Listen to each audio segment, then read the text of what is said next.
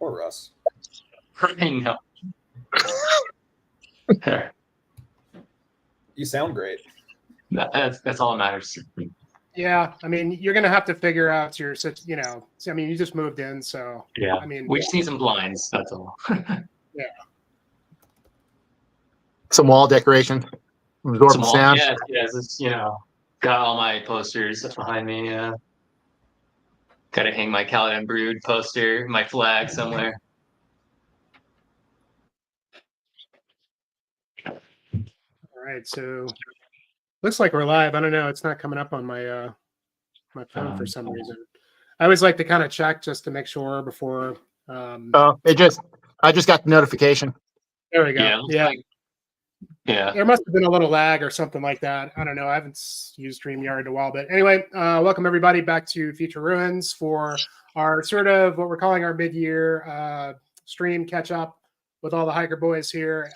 We kind of missed it by the mark a little bit, a couple months, but everybody's been very busy. So we finally realized how far we were getting into the end of the summer, and we're like, oh God, we got to get something out there and kind of just do some talking and just kind of prepping, seeing how the year's going for everybody, and talk some new music, some hikes, things like that. So yeah, it's been a really interesting summer so far. I want to get into that a little bit with everybody, especially because, like, from my part, like, things didn't really turn out the way I thought they would in terms of my productivity for my channel. I'm wondering if you guys are kind of experiencing the same based off of the activity I've seen on your channels as well. It's kind of one of those things that, we have some years where we have a lot that we can do. And for myself, it's like I started this new job in January hoping that I was like, oh man, I'm going to be out, like, have tons of time for new content and all this kind of stuff. And I've managed to produce 2 videos since January, which is like, wow, what happened? And I guess for me, it's like interesting because it's like a bunch of different things that were just, kind of contributed to, what I was able to produce or actually do. I mean, I definitely got to do a lot of hiking this, season, but in terms of like producing content, I ran into like different hurdles. Like I sold my camera to the school and I bought a GoPro, and then I have a new laptop I'm using to actually edit video, which is actually not adequate for like high definition, the high def video that the GoPro produces. It's like trying to sit here and just like watch paint dry as every time I put a clip up in the editor and it just sits there and renders. And then, yeah, it's just, I mean, oh my God, it's so awful. So I end up like getting a new editing program, Adobe Premiere, which is like the paid sort of version, which is great. It's really cool. Gotten to use it a little bit, and I'm still having a little bit of hiccups with my laptop. And I'm trying to not have to buy new equipment. I just really don't want to buy a new high-end laptop just for producing videos like 2 or 3 times a year. It just seems kind of a waste. But anyway, so like between that and like being able to like take a lot of time off over the summer, which I'm not used to, I end up doing like a lot of hiking with just other people. And I start to realize, like, at least like my hiking videos, like it's kind of a solitary thing, and it's kind of hard to do, with other people, in that, depending on what we're doing, you might be trying to move fast, or you might be kind of, you don't want to like ruin it for the other person, especially if you're not really like including them in the video, so to speak. So I had a lot of that going on. I took my wife on a lot of like a 2-week trip, and we did a whole bunch of trails like down the southwest of Colorado. And I shot a lot of video for that, just like different style video, without really like making, coming up with something I would put out. But just like, I've got all this, just footage left over that hopefully I'll do something with, like a compilation video or something like that. Cause there were some really cool hikes up in there. But anyway, that's kind of like where my stuff has been. I mean, like the beginning of the summer was Maryland Death Fest, and then going straight into like, that Utah trip that I actually ended up getting a video out of. And then from there, just like doing lots of stuff, with the wife or with friends or just whatever it was. So I wouldn't say it was like the most fruitful hiking summer in terms of like really like hitting goals for me, like, in terms of like peaks. But I did manage to get a few 13ers in there with some friends. And then I've really relatively done no backpacking other than the Utah trip that I showed there. So it's basically just, but then like I said, me and my hike, my wife, we did some great stuff down in the San Juans, some just really big, epic, high alpine lake style hikes that I had never done before, and was kind of suited her sort of ability in terms of us just being out there together. So yeah, that's kind of where I've been at. So I'd love to hear from you guys. What's your summer been like? Have you done some hiking? Anything for your channels? If you haven't really done much, like Ryan, let's start with you. I'm just going to go around. We're not quite in the hiking season for Ryan because of the heat. So without further ado, sir, let us know how it's been. Absolutely. Yeah. So it's 108 in the San Fernando Valley today. It is just, it's too hot to even just like stand outside. But it's a dry 108, yeah? It is a dry 108, yeah, but it's a furnace-like 108. Yeah, so I mean, we're definitely not in the hiking season yet. I was telling Jimmy earlier, I usually expect it to be hot until about October. End of October is usually when I start gearing up to start hiking most weekends. We do have some plans. We're going back to Yellowstone in November. Hopefully we will not roll another car. Fingers crossed that doesn't happen. So definitely want to get some hikes up there. Last time we hit this really beautiful trail. I mean, it was pretty easy, like 3 or 4 miles, and it just gives a beautiful view of the sun setting behind the Tetons. It was like one of the best moments I've ever had hiking. So love to recreate something like that, but just generally do some more hiking in the interior, Mountain West should be really fun. And then we also, I think, depending on the severity of our winter, I just can't imagine doing any sort of physical exertion in this. I think depending on the severity of our winter, we've had pretty wet winters, generally speaking, comparatively speaking. We might try to do White Mountain either. So White Mountain is a 14er in like the far east of California to the east of the Sierra Nevadas. It's, I think, generally considered one of the easiest 14ers in the country, if not the easiest. So that seems like a great place to start with 14ers, and it's like 4 hours from our house. So we've been wanting to do that for a couple of years now. I think this might be the year we finally just buckle up and do that and break our 14er drought, I guess. Do it. Yeah. Really looking forward to that. And then I also want to get up to Mount Shasta and do a little hiking, which is the southern tip of the Cascade Range. It's beautiful up there. It's a really unique ecosystem too. So I've been reading a field guide about mountains and in the American West. So that's been really interesting. Just sort of seeing how all our regional ecosystems merge and interrelate. It's such a cool looking mountain, Shasta. Yeah, I've always wanted to. Yeah, so prominent. There. Just a straight up volcano, like just it's a cool one. So those are the 2 big plans. Otherwise, I'll just probably do a bunch of regional hikes and get my chops back. Didn't you say you had a backpacking trip you were going to go on? I did. I started a new job 3 weeks ago, and their policy was no vacation in the first 3 months of employment. Shoot. So I had to cancel that trip, which sucked because it would have been great. They went to I don't remember where exactly they went, but they were in Southern Oregon for like 4 or 5 days. So that would have been a great trip, but didn't pan out. Had to follow the money on that one. Life.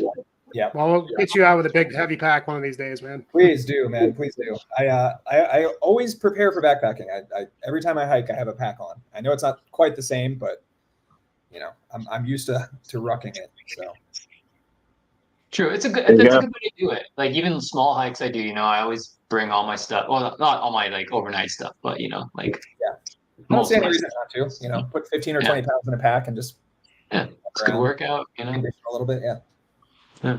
So that's me. Cool. Well, if you can get your overnight pack to like 30 pounds, I think I've gotten it down to close to 25 before, but about 30 pounds is usually about what I carry. But I mean, I think it's good. I do the same thing. I carry, just for a day hike, I still carry all my stuff. Not like Russ said, not like sleeping gear and whatever, but clothing and all that kind of shit. But lots of water. Well, it's convenient to have everything in your pack, but it's also I'm still thinking ahead to when I can backpack and trying to prepare for that. So it really does. Yep. You're not wrong.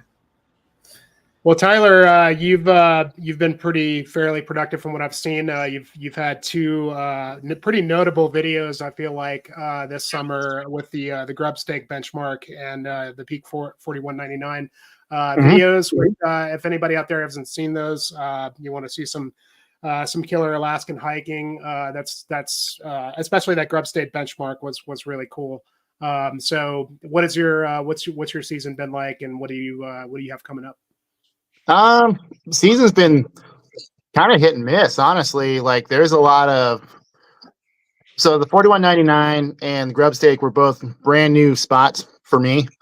4199 was, I mean, it's in a spot I hike in all the time. It's just I never made it over to that next peak, you know. So I was pretty stoked to finally do that, as you guys saw in the video. Grub steak, that's the area I've been curious about. It's on the western side of what we call Hatcher Pass up here. And it's one of many trails that starts off basically on a public thoroughfare road that mining companies use. So there's a lot of gold mining and stuff that go on back there still. So that was cool. Like, you know, exploring some new bowls and tarns I haven't been to yet. But otherwise, aside from those two, like I hardly got to hit any of the spots I usually hit during the summer at some point. And I had a couple of goals. Like there's a couple of peaks I've been wanting to do. Like, you know, ones I've done before, but I just haven't.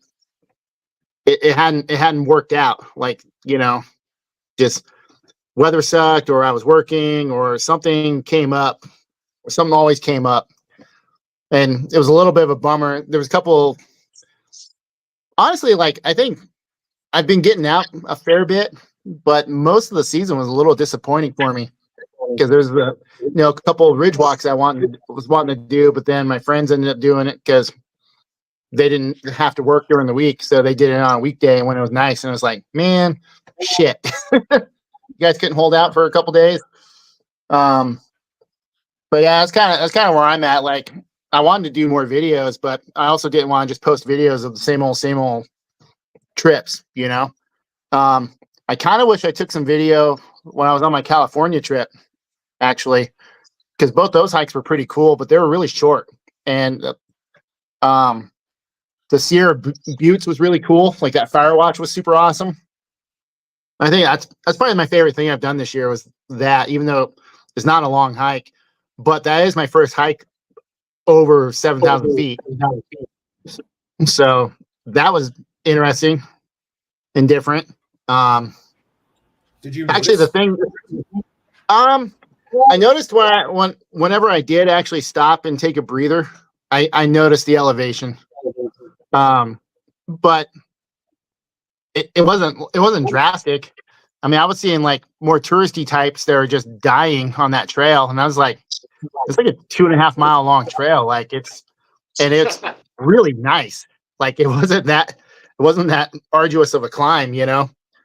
But that was the part that kind of weirded me out. It's like, we were parking the car at 7,000 feet and only gaining like 1,500 feet of elevation. I was like 7,000 feet in Alaska. Like you need gear and you need to like backpack to get to any of those kind of peaks. So the fact that we drove like halfway up something like that was very odd. A very odd experience for me.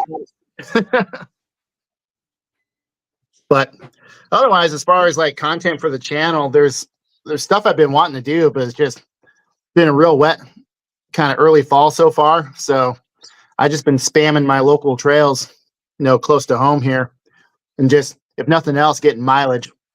If I'm not getting elevation, I'm getting mileage.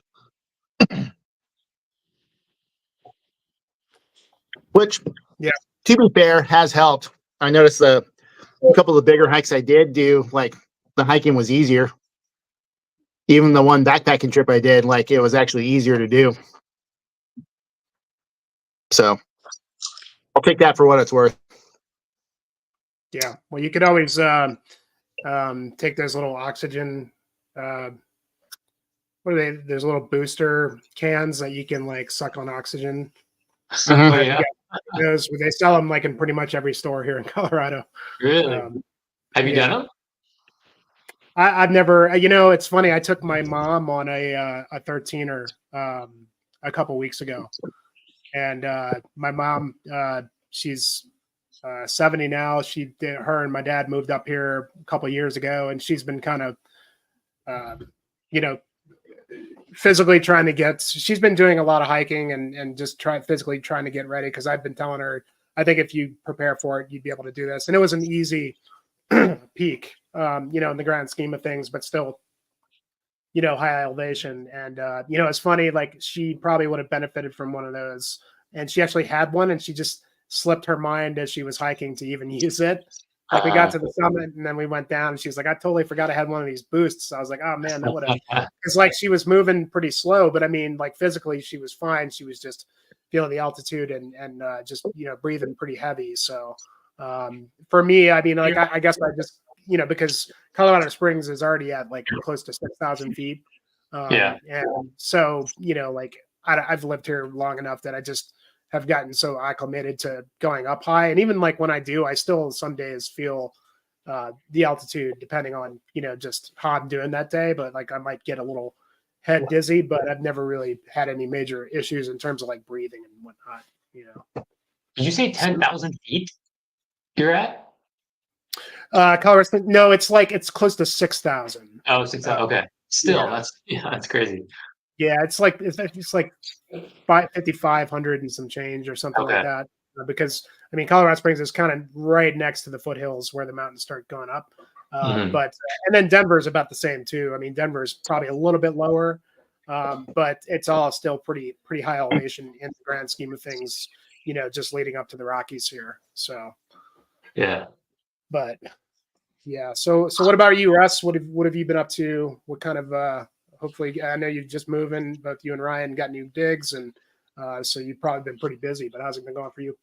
Yeah, no, it's funny, like just thinking about, saying your hometown is like almost 6,000 feet. And that's like basically this hike I just did, was up to 6,000 feet. And like, yeah, it's just so weird thinking about that. Yeah, no, I just did a hike. Yeah, I moved closer to the Olympic Mountains, did a hike kind of it's like the dry side. It's not like what you're thinking, probably like the whole rainforest and everything. It's the eastern side, so it's a lot more dry. But still, just very beautiful. So yeah, I did a really cool hike up there to Mount Townsend. It's a pretty popular hike. It was only like 8.5 miles, but saw great views. There's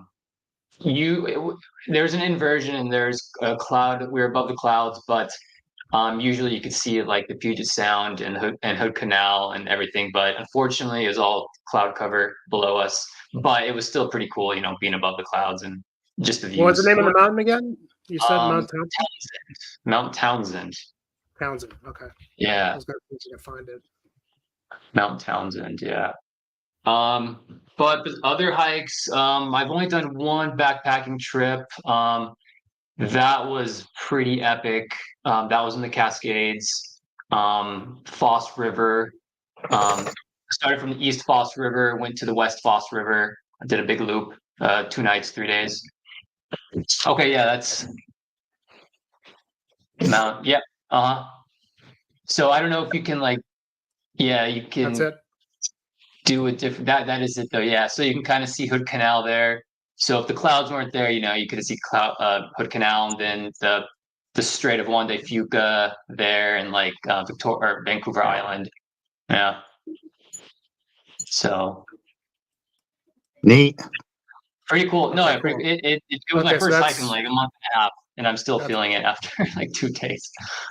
But What kind of Yeah. gain did you have? it wasn't too bad. I think I did like 4,000 the whole day. About.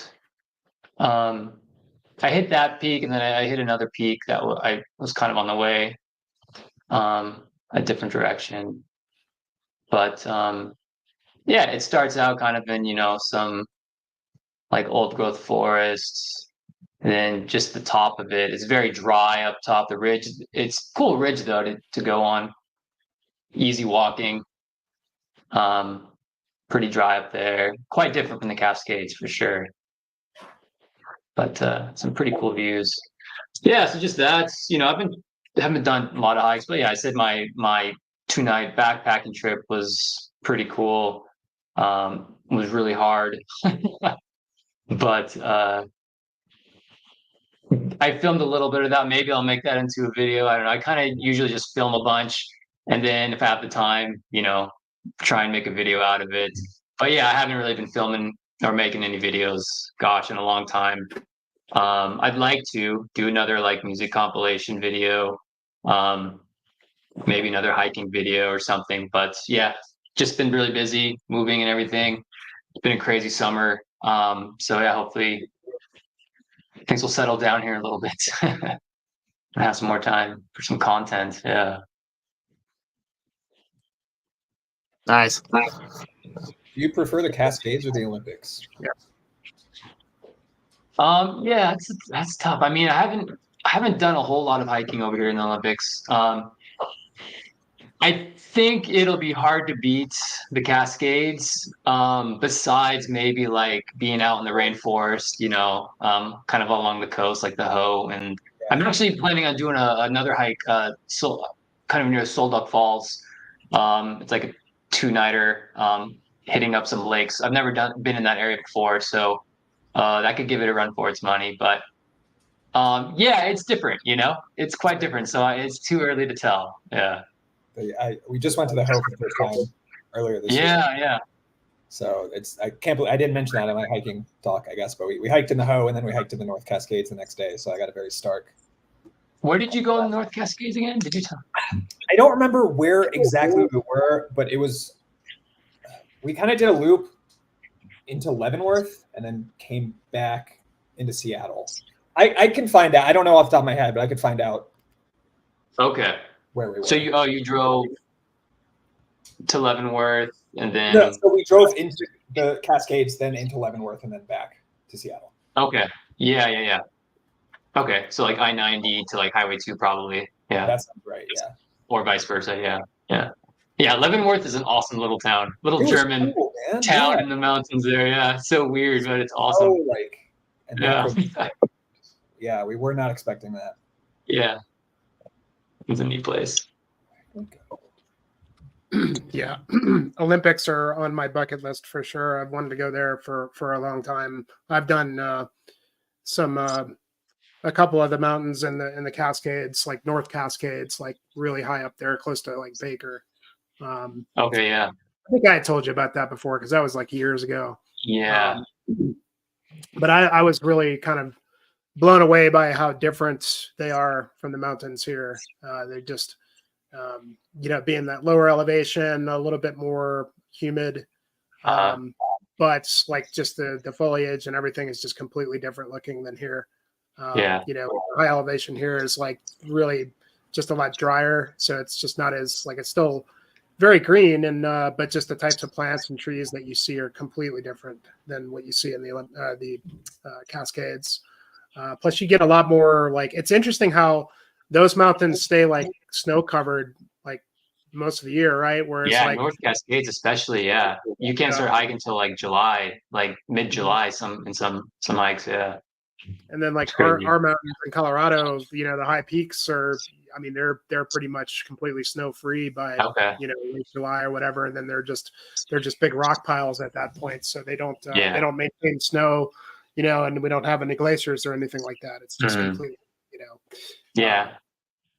Well, Mount Baker, I think it's something crazy like the most snow like in like the U.S. or some crazy statistic. Yeah, so it makes sense that there's snow there all the time. Yeah, but which kind of sucks. You have a very small window for hiking up there, which adds to the crowds and everything. But yeah. Yeah, that's what makes hiking up here kind of weird is, like most of my peaks, like especially like surrounding where I live are so much lower overall. But they'll keep snow like well into like, late July, August sometimes.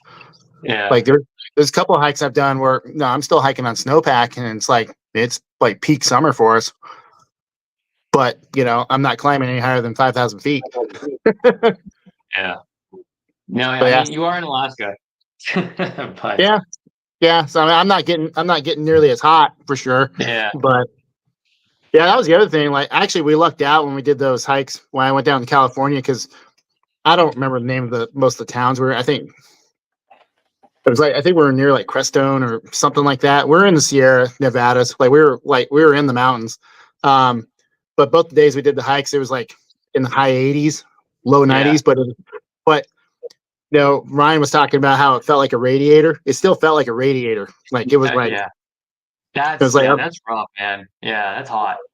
but it wasn't too bad. I mean, we got up high enough. There's like a little bit of a breeze and stuff, and I don't know. I took to it pretty good, but yeah, like I said, both those hikes I did, they were just so short, but they were like so scenic, like immediately.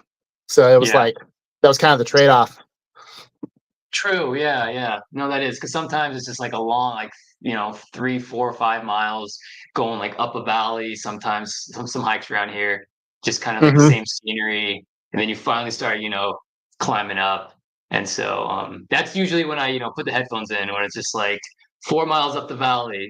Okay, let's get through this. Let's listen to Yeah. some music, and then once you start climbing up, then take them off and enjoy the scenery. Yeah. Or just different scenery, I guess. Yeah. I did wish I got video for that trip I did in Whittier. The peak 4100, or I don't remember the name of it. It was there's like I don't know if you guys saw the pictures, but there's like one. It looks like I'm standing on a knife edge, and like there's that cloud inversion. There was a cloud over the bay, so we were above clouds, but at like barely 4,000 feet. Yeah. I think it's like 3,600. I think it's peak 3,600 is what it was. But Okay. you're looking straight down to the ocean, so we were like 3,600 feet up from the ocean. Yeah. No, that's pretty cool though. But that's one of those hikes where we were hiking on a huge snowpack for like half of it, and it was dense. It wasn't like sloppy, a little bit of surface melt, but it wasn't. We weren't punching through like at all. Yeah. Yeah. It's no So- fun punches through that wet, melting snow. Is the worst. Mhm. Yep. Try and stay away from that. But it is kind of fun to how we all have really unique terrain Yeah. that we No. get to hike in. Totally. Yeah, it is all quite different. I mean, all of us have it really different. Like where that Utah trip I did, that the last video I put out was really not the best time of the year to go there at all. What And, was the temperature? I mean, it was only like lower 90s, like upper 80s, lower 90s, but like in the Okay. canyons, like in the dry canyon, just when you have full on exposure, Yeah. it just ended up feeling a lot hotter than it was. And like we typically wouldn't go there at that time of year, but because it just kind of worked out with me and my buddy, who I usually do Utah trips, my buddy Jeremy, which you guys will probably meet him at some point because he's a hiker metal type guy. He doesn't have a channel or anything, but he's sometimes in my videos, and like we would typically do those Utah trips, and we were only able to make it happen in June, so we went to that area, which was like a little higher elevation than the other canyons, but it was pretty interesting. Like just not like I would say like it's my favorite place in the Canyonlands, but just in terms of like the higher elevation and the forest there, like in the canyon, was kind of different than anything I had seen. But like it was just like all I could remember from that trip is drinking hot water, constant hot water. Like, Damn, like- that sucks. like the water we would filter, it was just like, man, you could taste the dead fucking tadpoles in it. I mean, and it was fine. We filtered it, but it just, I mean, it had that like really murky kind of like, I would take a sip and it'd be like, Yeah. Like you're drinking grass water or something. Yeah, it's just like hot water, constantly hot water, like carried hot water. Yeah, don't go to South Utah in June. It's not a good time to go. Well, I was gonna say, like, when you get in the canyons, like all that rock, all that shit just absorbs and radiates heat. Yeah. That's yeah. And that's why Russ knows, like, hiking where he's at, like, there's some of the some of those peaks, like there's boulder fields, but there's still a snowpack around it. You try to stay away from the big boulders Oh, yeah. because they absorb heat and they radiate, but they don't radiate on the surface. They radiate underneath, so they create air pockets. Yeah, ankle breakers too. Yeah. I got all sorts of like, just scars and scratches on my legs from shit like that, like punching through and like getting Yeah. legs wedged in between rocks and shit. That's like my worst fear. Yeah, it's just like punching through something like that. Yeah, we did that, especially that one backpacking trip we did last month. With like heavy packs on, going across some snowpack. Kind of like in a boulder field, just like God. I hope this. I'm not going first. Who's going first? Yeah. Yeah. Doing the slide steps, just kind of like gently Exactly, putting weight down. Yeah. Yeah. Kind of like we have skis on. Yeah. Yeah. Like Slide. Yeah. Yeah. Yeah, we have the worst of that in the Rockies, man. It's just like because I'll like my wife will come do some peaks with me sometimes, but she's always like, can we do something that doesn't have loose rock, because like she hates that shit, and I don't blame her because it sucks, but it's just like there's very few like trails you can do on the peaks here that are not like loose as shit and just like talus fields and scree fields and shit like that. And it's just like worse and worse, dude. That's the common thing I'm seeing. Like, watching that one dude channel I came across recently, all those Colorado peaks he's been doing. It's like, it's all talus fields. Like, at some point, it's either like miles and miles of talus fields, or like the last, like, 2,000-3,000 feet that you need to do is big boulder field talus. I mean, that's like a lot of the hiking around here. Same shit. Like, you're on a great dirt trail, and then until it's not, and then it's just boulder hopping and talus crap. Yeah, that's the worst. Yeah, And it's always at the end. It's never something you can get out of the way like at the beginning of the hike. It's always on a summit push. Yeah, so I'll be curious. Let's see. Let me let me bring Ryan back in because there you are. Okay, it like froze up for a second, and then it like you added you again. We keep having brownouts, so my router keeps disconnecting. Lame. Very lame. I'm 5 feet away from my router. I should have perfect signal, but Yeah, whatever. yeah, right on. Yeah, for sure, man. Well, I mean, we were just talking about how different all of our environments are, like the four of us, and just in terms of like the different style of hiking and the different, elevations and the different type of foliage and just everything that you see. Yeah, what's up, C? Man, I don't think I know you, Ben, but yeah, tour season. Yeah, so he's talking about the Bar Trail. That's like one of the more popular trails to get up Pikes Peak, which is the 14er that you see. It dominates the skyline pretty much anywhere you're coming towards Colorado Springs, and kind of like the closest peak in the Front Range. And the Bar Trail at the bottom is the Manitou Springs, is the city. Kind of a small, like really cool mountain town, like not far from like where I live. And a lot of people take the Bar Trail up to Pikes Peak, but they also use it for like trail running and mountain biking. So it's a pretty popular trail. Yeah, I don't know. I haven't been on the Bar Trail in a long, long time. In fact, I did the Bar Trail to get up to Pikes Peak, and it's like, man, it's like 14 miles to get up to the top. Jeez. It's a nice, really gradual trail, but that was the first peak I did actually, and I didn't hike down. I got to the summit and hitchhiked to get down, because you can actually drive to the summit of Pikes Peak. It's one of the only mountains that has that. But it's like, it's got like just a lot of different activity going on it. So there's a couple different ways that you could get to it, but like that's a pretty popular one. It's the Bar Trail. But yeah, so yeah, I'm definitely looking forward to the more cooler fall hikes and the winter hiking. Oh yeah, because it's just been. I mean, I don't know about you guys. I mean, obviously for Ryan, but it's been so hot here. I'm so done with it. Yeah, we're having one last heat spell here, but we'll see. Yeah, I'm ready for autumn for sure. Well, And the cool. smoke season. And, yeah. Yeah, for sure. Yeah. Well, I mean, look forward to, hearing about what you guys do coming up. And, like it's just been kind of, I don't know, another interesting year, at least for me. It sounds like it's been that way for you guys as well. Everybody's starting new jobs and living new places and just constantly being busy. And it's hard to be a weekend warrior, man, Yeah, Just- sure is. So, well, right on, guys. Well, so next topic, I think Ryan brought this up before we started the stream. I think it's a really good topic. Is how do you guys see the year going so far with music? It's been getting, obviously this is our mid-year, but we're getting close to 3 months to the end. So, it's been another year as far as I'm concerned of amazing stuff. I'm not really sure where it ranks. I feel like every year that goes by, and we've been doing this for I guess like 4 years now, where we've been collaborating, and it feels like every year kind of like tops the next. But I felt like last year was so strong, it'd be kind of hard to top.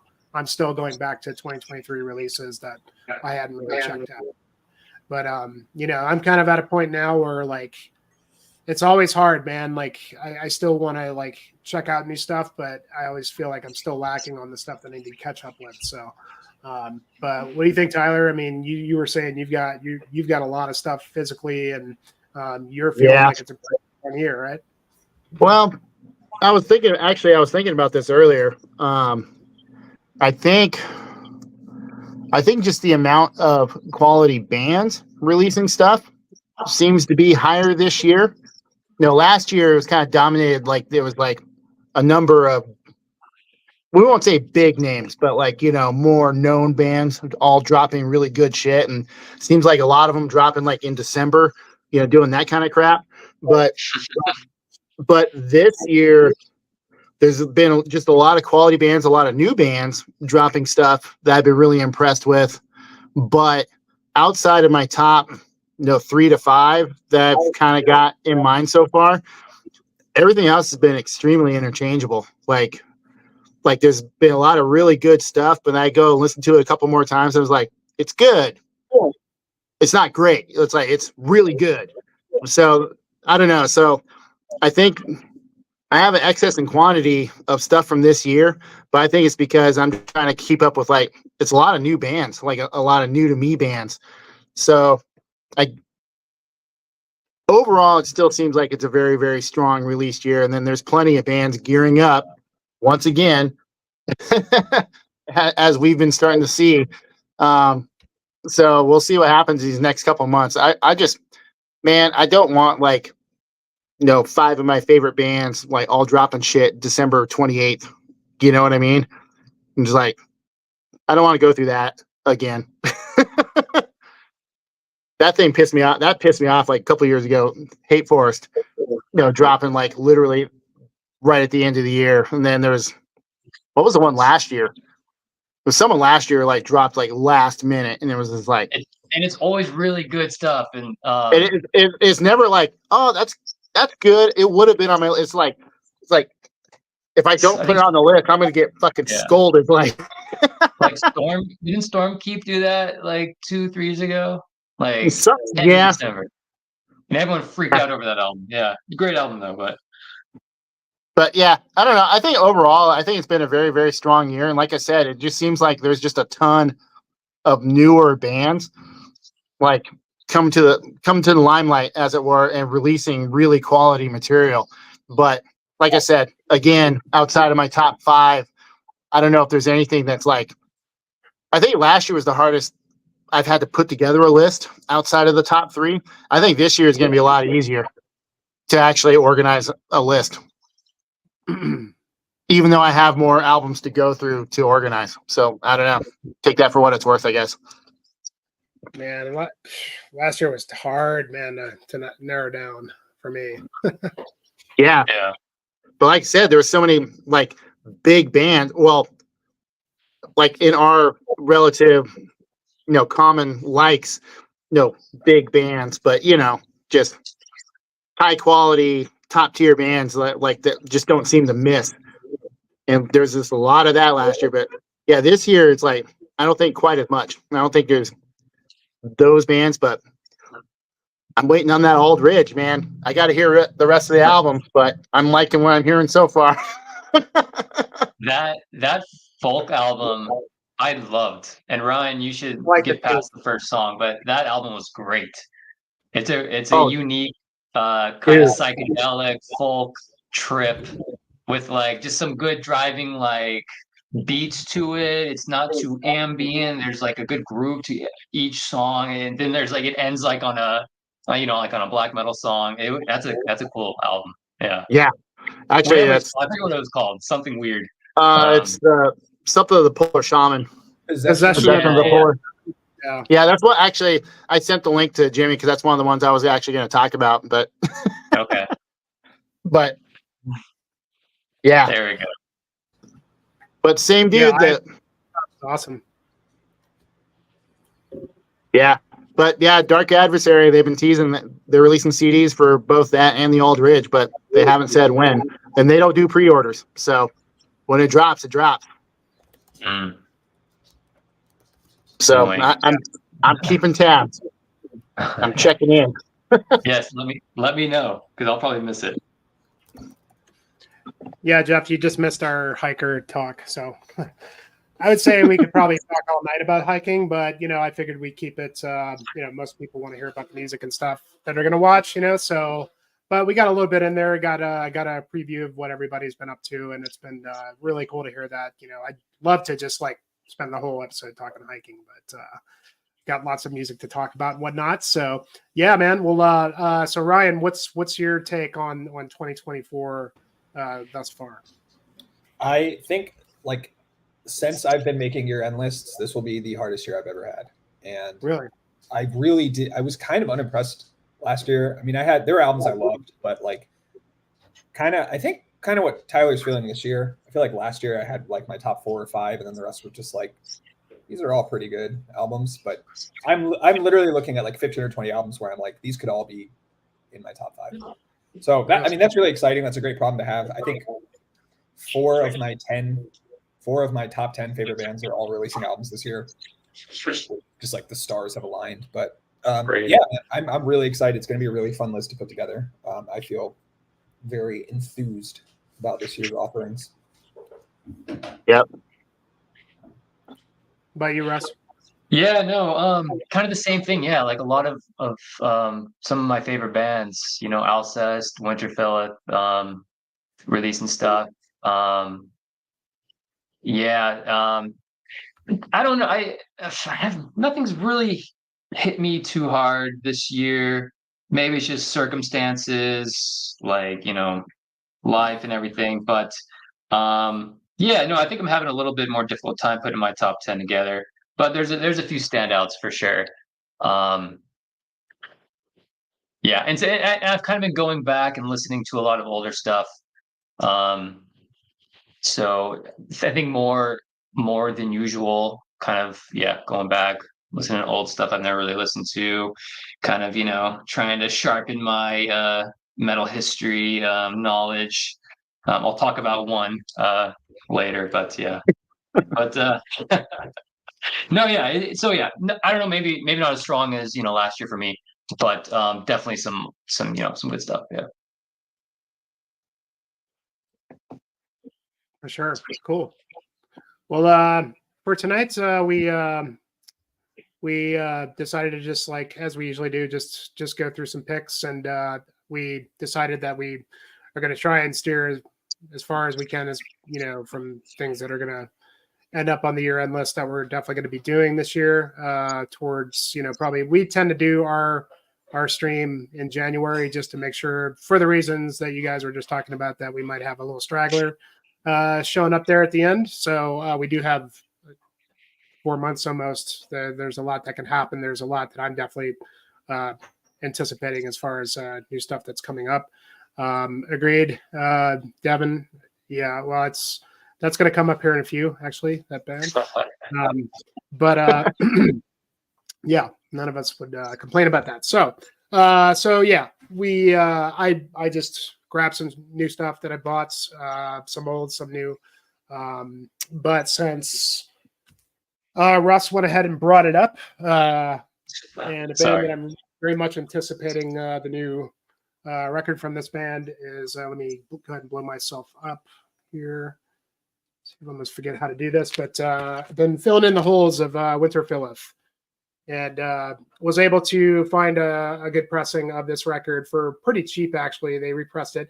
It's a back on black pressing, which most people complain about the quality of these pressings. I have quite a few, and I've never really seen anything majorly wrong with them. They sound fine to me, but for the price, it was kind of hard to beat. And this is a band that I've just been really just getting into really heavily lately. For some reason, I sort of, for a long time, missed the boat on this band. Great UK, British black metal, very much in the vein of just atmospheric black metal. If you're into wolves and things like that, you'll find something to love here. Very much into the heritage of their homeland, which I really dig, and which we all dig about black metal, and in terms of being a global thing. But yeah, I don't know what it was. Like, I always kind of looked at Winter Philith being like this sort of like meat and potatoes kind of black metal. Like, it was very, like, I always found it to be very straightforward kind of stuff. I always thought it was good. I didn't really invest the time into, and I think it is kind of warranted to spend the time with the band, because they do have sort of a template, and they do tend to stick to similar like songwriting formats.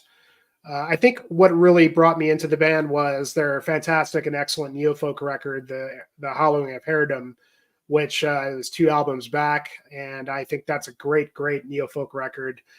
And ultimately, watching Ryan's review on The Reckoning Dawn, which was the last full length.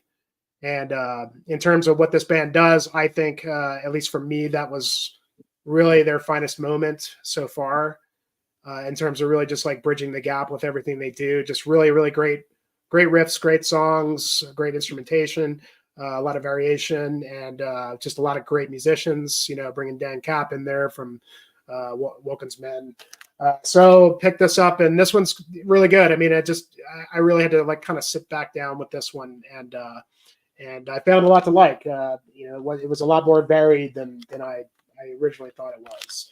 And I also, just like filling in the holes, I found I was able to completely do a kind of cheat in a way with this, the Fathers of Albion collection, which is the first 3 full lengths, as well as a 4th CD that has a couple of splits, some extras, and very nice package. I haven't really dug too deep into this these early records. The one I've listened to the most, I think, so far is the Mercy and Sphere, which is the 2nd album, and very good stuff. So yeah, I'm digging the Winter Philith lately, and judging from the 3 advanced tracks that have been released for the new record, I can confidently say that I'm very stoked for their new album. I've pre-ordered the vinyl. Hopefully, it'll be here in a couple weeks, and very possibly going to be on my year-end list. So, but Winter Philith, great stuff. And if you're into atmospheric black metal, these guys have been doing it for a while, and I think there's on their 7th or 8th full length at this point, and just doing great stuff. So I've been having a lot of fun with this band lately. So killer stuff. Yeah, I've kind of done the same thing. I've filled in a couple missing albums that I had. But yeah, I don't know. Winter Philith, they pulled me back in, man. Like, what was the one before the Neofolk? The Divination of Antiquity, I think. Yeah. Or the EP before that. Yeah, the Dark Hereafter was the one. The Dark Hereafter was before. Yeah. Yeah. But anyway, Divination of Antiquity was decent. Dark Hereafter, I did not get into. Like, I listened to it, I was like, what happened? I was like, I got me into them. I love that album. Really? I don't know. Yeah. Because I like the Threnody of Triumph. I like the older stuff. Obviously. Threnody of Triumph is their best album, in my opinion. I should go back and look to it again, but for whatever reason, I wasn't feeling it. And then when the Reckoning Dawn came out, I got through the first 2 songs. I was like, I was like, it's kind of feels like it's treading the same ground. But whatever that third track is, let me pull it up. Oh, Absolved in Fire. So that track kicked off, and I was like, oh, here we go. There's that early vigor, that I liked on the early albums, and then the rest of the album fucking slayed, and I was like, okay, they got me back in, they pulled me back, and then like Jimmy was saying, those preview tracks of the new album, I'm like, okay, yep, I'm back on board. That for sure. But I'm slowly collecting the albums anyway, because I mean, even the ones I don't like, they're still good albums. They're still good. Yeah. Yeah. Everything is solid of theirs. Yeah. I mean, if nothing, it's not bad. It's just, I get them all mixed up though. Like they have so many albums, and I listen to them all randomly, and I couldn't tell you what song is from what album, except maybe like their most recent 2. But and maybe the first one, because I love their first one's great. Like Tyler, you said, I love the just kind of raw aggressiveness of Ghosts of Heritage. But yeah. And that, like we were talking about before the stream started, like that's why I miss about Woden's Throne, because Woden's Throne they kind of brought that aggressiveness that Winterfelleth like kind of drops sometimes. Like they kind of cut back on a little bit, and Woden's Throne was like, it's like it's all aggression, but still majestic, and it still sounds like UK black metal, Yeah. I miss that band. The new project that replaced it is not the same. No, it's very different. It's nowhere near in the same realm, the Nemera Yeah. stuff. I thought that was good too. I liked it. But yeah, that's a bummer that band's not anymore. I did hear that Ahamkara is going to do a new one, which I think one of those guys was in, which was kind of in a similar realm to the Wooden. Ahamkara it's the dude from Axis of Perdition and a bunch of other bands. He was the primary instrumentalist. I don't know if he was involved in Winterfelleth at all, but that last album, it was the vocalist passed away. I think he had cancer or something. Or something. He had some sort of medical thing and he passed away. But I think they recorded tracks. I think that's what he's been working on. I think they had tracks recorded. So it's kind of almost going to be like a posthumous type of release. I think. I read something about it. He posted something about it, like it was like 2-3 years ago now. He was talking about that. I thought Marty said there were something new, but I could be wrong. Well, no, I think it's going to be new stuff, but I think okay, think of like Queen, like the last like Queen album that came out. There was like all kind of like raw scratch tracks that they recorded with Freddie Mercury, and then they composed the music around that. I think it's a similar thing. So it's still gonna be music, but it's gonna feature that original vocalist. I think. I could be wrong, but that's another project that I'd be looking forward to a release from, because that stuff is really good too. Yeah.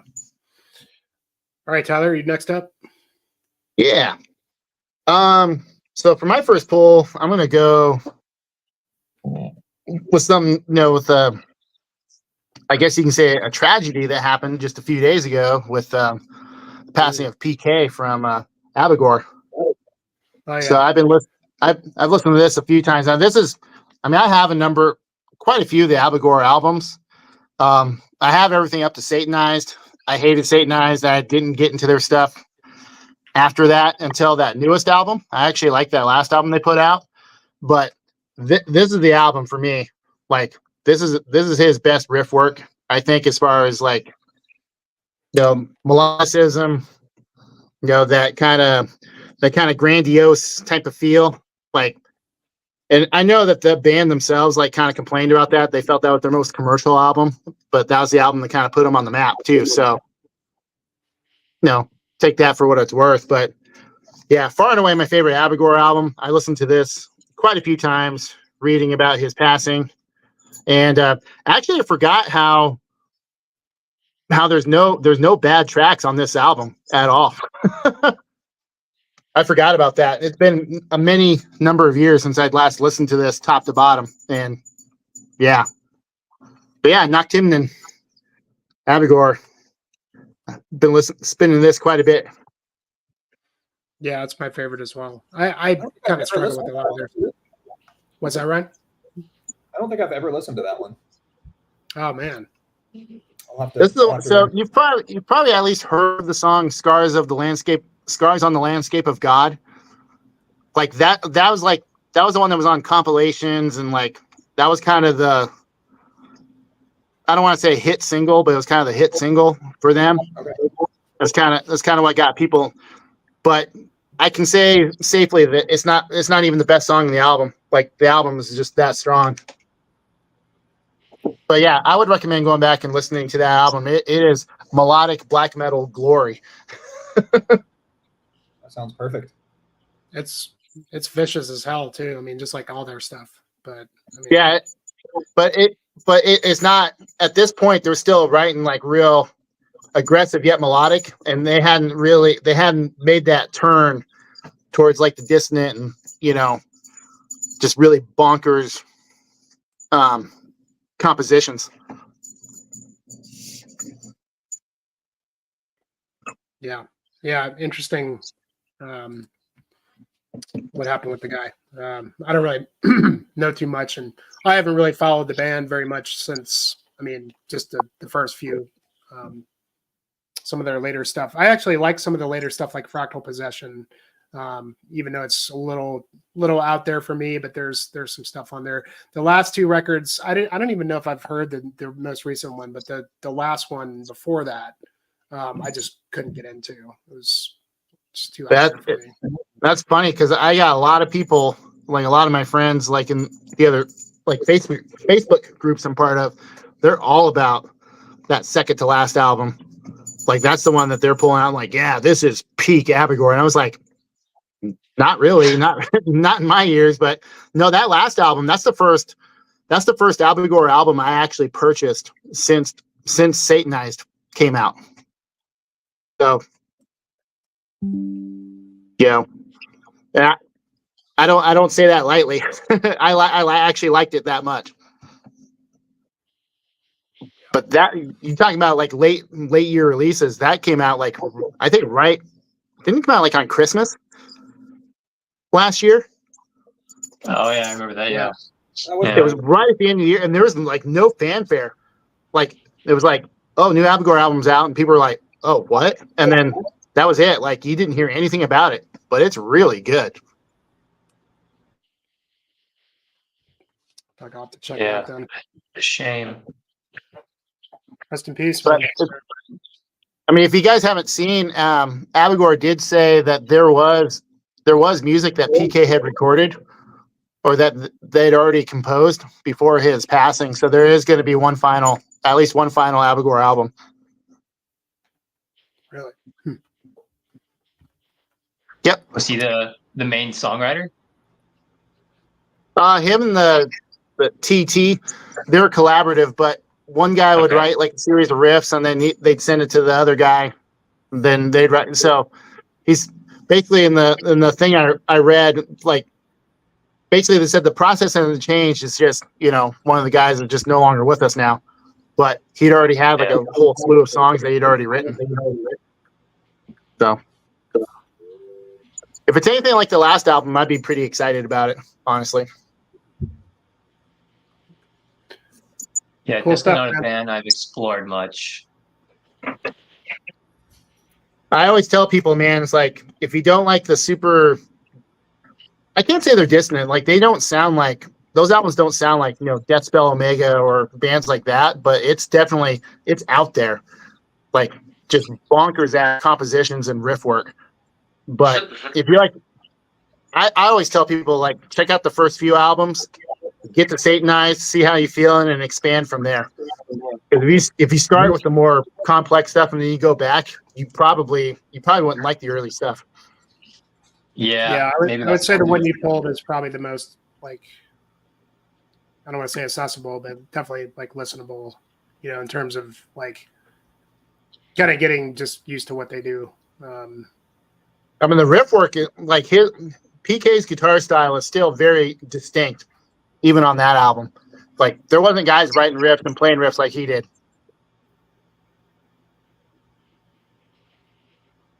Yeah, the only problem with that, Devin, is like the production's nowhere near as good. But Yeah, you're not I wrong. struggled with that one too. I mean, I like it. I just same. It's kind of hard to listen to. Well, it's just muddy. It's just a real muddy, dense production.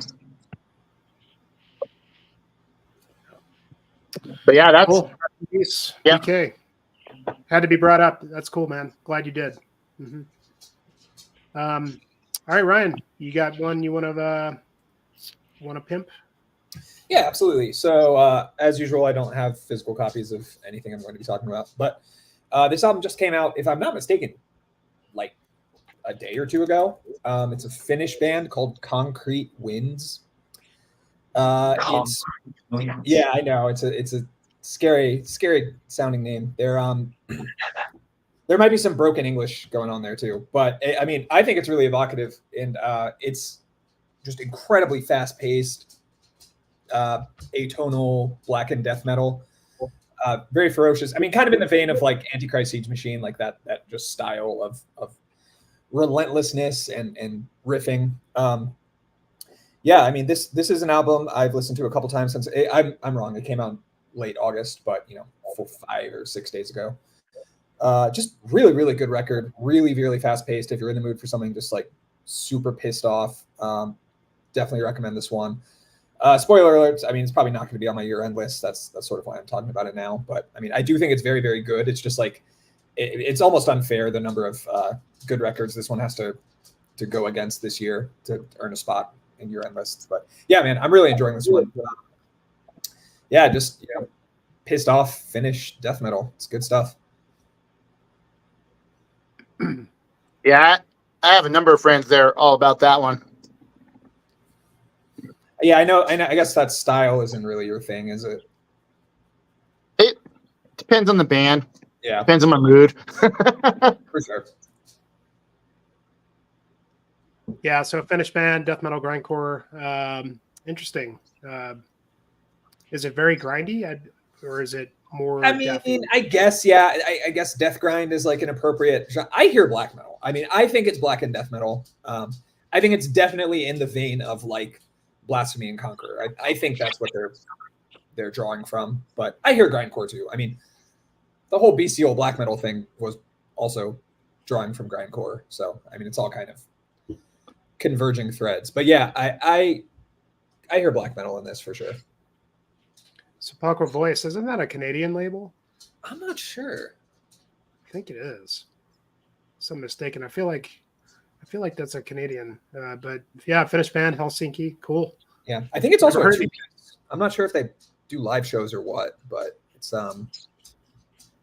good stuff. I mean, it's ferocious. It is. That style's kind of played out, so it's always nice. Played out isn't a generous way of putting it, but I mean, there's just a lot of bands doing that style, and it's always nice to hear something that just sounds authentic and really gives you that feeling you get when you listen to Blasphemy for the first time. And that's sort of what I get out of this. Yeah. Other than the last name, Rick, I don't think so. So I don't think so. Get better, Jeff, dude. I hope you're feeling better. I think Jeff just came down with COVID, so he's That's a bummer, man. a bit under the weather. I actually had it last week myself, so it wasn't too bad. But Was it from a concert? Was it from a show? I don't think so. I actually did. Funnily enough, I did go see. I went to that Mastodon Lamb of God concert last week at Red Rocks, and Oh, cool. which was cool. I had a bunch of friends that wanted to go, and I like Mastodon. I don't really listen to them a whole lot these days, but yeah, I just went to go. Anytime an opportunity to go to a Red Rocks concert, it's worth it. So, but I think I probably got it from the school or something. Okay. I only asked because that's where I got it last time, was a show after. I mean, who knows where I got it, but I was at a show the day before, and came down with it a few days later. So yeah. Well, Jeff just went to that Decibel fest that it just had, so I think he might have got it from there. But I mean, going to Red Rocks, you're outside, so I don't know. True. Who knows? So, okay, Russ, what do you got? What you got tonight for us? Yeah, this will probably be my only release from this year, kind of in the same similar as I guess Concrete Winds, Ryan's pick, just like aggressive, pissed off. Not really my kind of style. War. It's a war metal album, I guess. It's called Primitive Warfare. Oh yeah. Oh, yeah. I don't know if you've heard of it, but I just listened to it. I've listened to it a few times, like a while ago, and then I listened to it again today, and I was like, shit, this is awesome. I don't know if it'll make my top 10, but like some of these, it's just fast, pissed off, but there's still like some good breakdowns, some grooves in it. Yeah, it's not really my kind of style, but it's a cool album. Yeah. And I think this is Nice. their debut. I think they might have one EP, but I think this is their debut. Primitive Warfare from South Oh. Carolina. I recognize Yeah, that. I recognize that logo. And That's that logo is awesome. I love it. immaculate logo. Yeah, that's the one. Yeah, The it's album great. cover is the from like World War I or II with the dude all fucking bound up in the barbed wire. Yeah. Uh-huh. Yeah. Uh-huh. Fucking brutal. And and like every song ends with kind of like a spoken word or just like a like I don't know if they're recordings or they made them for the album, but it just the whole aura of war and nuclear holocaust and everything. But yeah, no, it's a cool atmospheric kind of war metal album, quite different from the one I'm thinking of. What's the other popular one from last year? Christ Siege Machine. I haven't listened to that one yet. It came out last year. What's her name? Forget. Are you talking about like the black metal band, the war themed? Yeah, Men in Yeah. Warfare. Yes. Yeah, the Yeah. Fearvise album. That shit's fucking intense. Yeah, exactly. So this was, shorter songs, obviously, a lot more kind of melody to this and some of like the breakdowns and stuff, but still kind of fast and just in your face. Yeah. But yeah. Yeah, I've been Wow. meaning to check this one out. I see it was released through Gods of War. Vitriol's too much for me, man. I haven't heard that one. Is that Well, band Vitriol? Vitriol, but they're like hyper speed, brutal tech death. I like it. It's extremely produced. Like the opposite end of these bands' production. It's like, I don't know. But I mean, even watching like live footage of those guys, and it's like, actually, someone described it as like, why does it sound like everyone on stage is playing their own solos at different speeds? And that's kind of what it sounds like. It's that kind of thing where everyone's just shredding nuts at the fastest speeds possible. Yeah, I don't know. I can't get into that kind of death metal, man. Yeah, like this album, I feel like I wouldn't be into a lot of other stuff in this kind of genre style, but for whatever reason, like this album clicked for me. Yeah. Cool. I mean, it's cool when stuff like that happens. It's kind of act as a gateway into a whole new genre that you didn't like before. Exactly. And it helps that the songs are pretty short, so pretty easy to get through. Yeah. I like that Vitriol album. I completely forgot that came out this year. I need to give that another listen or two. Yep. Nice. Cool. All right. Let's see. Yeah, I'll go with this one. I think. Yeah, I've been jamming this one a good bit lately. One of those bands that I always feel like kind of goes under the radar is the new Seer Bliss album, Heavenly Down. And Seer Bliss, so Swiss band, I believe, been around since like the mid 90s, symphonic black metal. And they've every 4 years or so they grace us with something new, and always still kind of goes under the radar. But I think it's a really good band that doesn't get talked about enough. I really liked their last record, The Letters from the Edge, and very kind of highly produced symphonic black metal, but not in the way that it's like too uber commercial or anything. But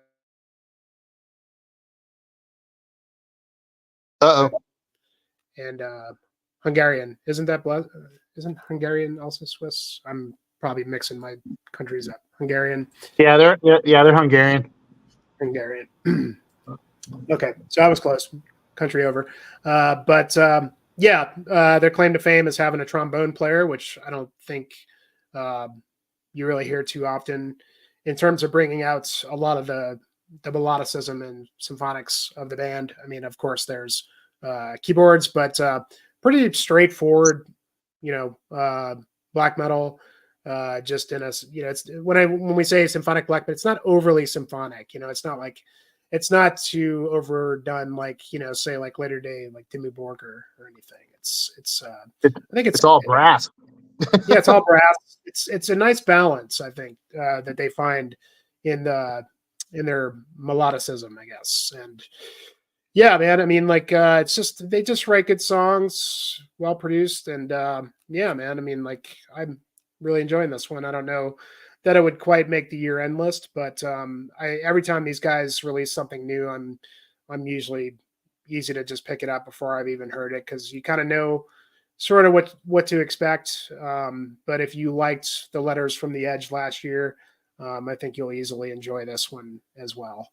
Heavenly Down, I don't know, Napalm Records, and give these guys some love, man, because I just feel like they don't really get their due as they should.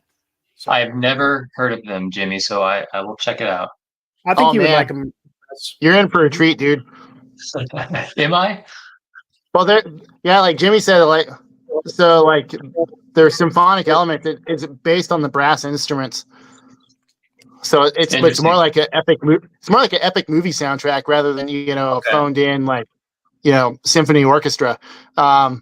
They had like a full, like when you see live footage of them, I think more recent one, it was just that trombone guy, but in the past they had trombone dude, and then they had another guy that was playing like French horn and on stage with them. So they've had like an expanded brass section at points in time. But yeah, that's a very unique thing for them. And like, it's wild you see them on stage, because I mean, they look like black metal dudes on stage, but then you got these dudes like playing.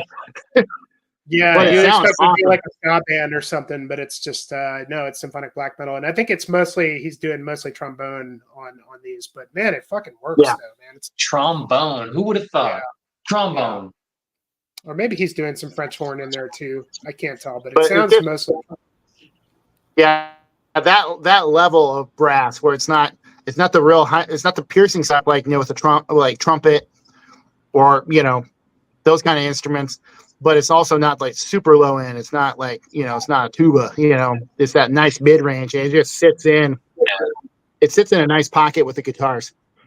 Yeah, it does. It provides the melody in a lot of ways where the guitars can stay really heavy and chunky and, riffy. Yeah. Where then you've got the trombone on top providing this big epic kind of melody. It just works really well. They don't overdo it all. They blend it all really nicely. And so, again, I just don't think they get enough love. So it's a good record, and the last one was really good too. So was that? Yeah, I need to get those. This is this year. This is this year. Okay. Yeah, Heavenly Down. This was this year. I think Letters from the Edge. The last one was like 3 or 4 years ago. But really, I mean, like most of their stuff, if you check it out, it's all good stuff. I've got a lot of holes in my collection for the band. I don't even think I have like the first like 4 or 5 albums, but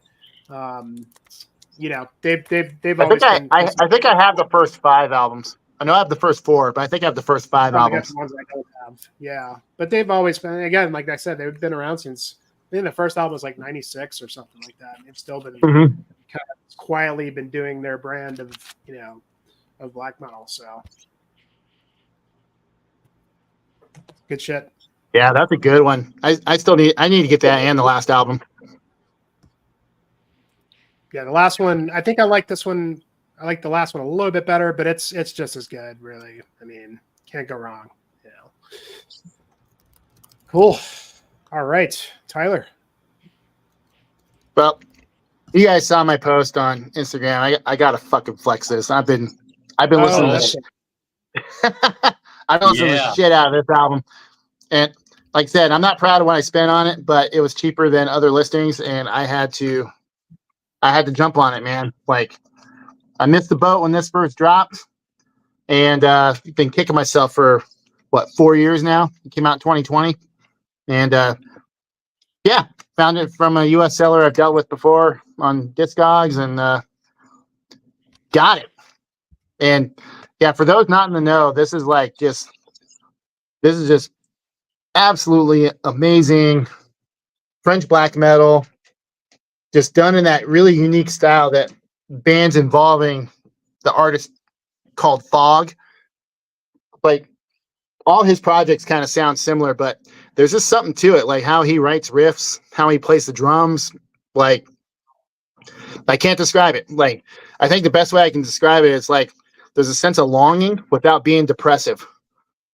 Like, there's energy to the music, but like the riffs sound mournful, but there's energy there. It doesn't drag you down, but you can hear what they're feeling, I guess, in the riffs. But this album though is definitely this is kind of one of those like modern day Holy Grail type albums for a lot of collectors. Yeah. Yeah, I haven't listened to this album in like probably 2 years, but man, it's awesome. And actually that cover, I know that like they picked the cover art, probably because it fits the themes of the music. No, I think that painting or that art is from like the 1800s, I think, but that cover scene actually really fits in with the music in my mind. Actually, Devin, so I was in one of the groups I'm in on Facebook. There's a guy he's actually good friends with Fog, and apparently he had some sort of medical thing, and he's not really doing music as much these days. Nothing like life-threatening, but something that affected his ability to play drums and play guitar, that kind of thing. So there probably won't be new music coming out from him. I think the most recent thing he put out was the last Norman Shores album. And then I think that was like 2021. But yeah, if you go on, well, I just mentioned it. If you go on Bandcamp, if you look up Fog, the Necro Pope, and it has everything that dude's involved in, and it's all high quality French black metal. The CD like sold out immediately. There's only 300 copies, and they never repressed it.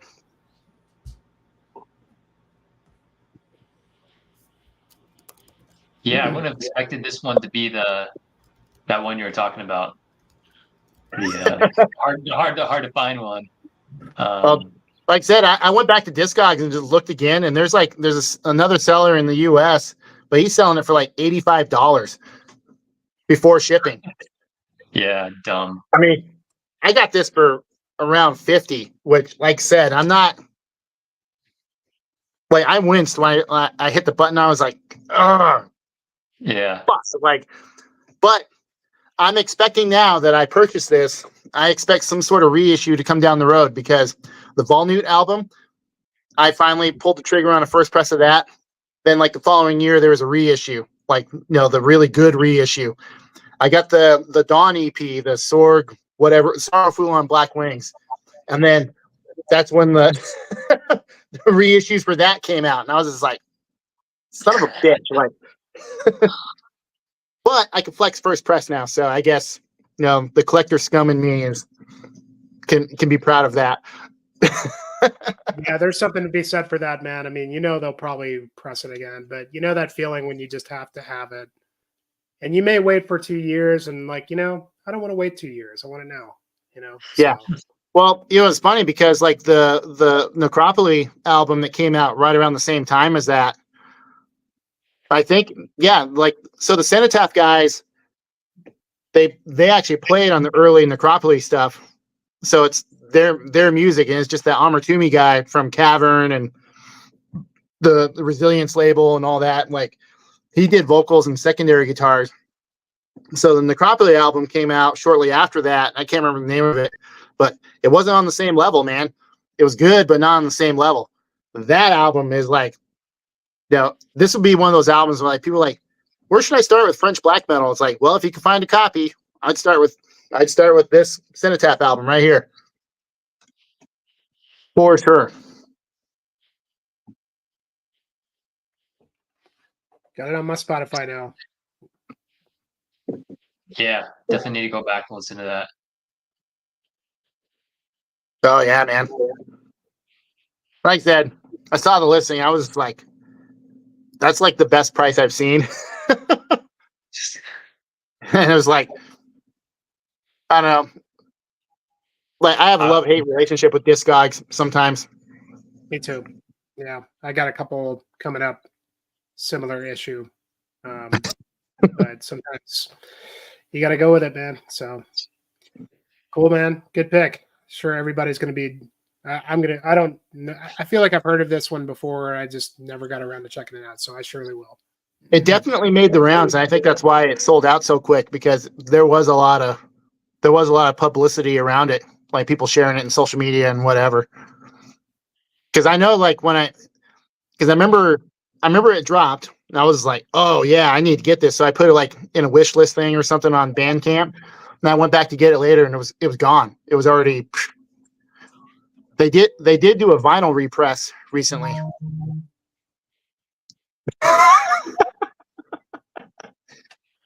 Oh, yeah. I probably do too. I wouldn't have doubted it, Rick. I probably do too, Rick.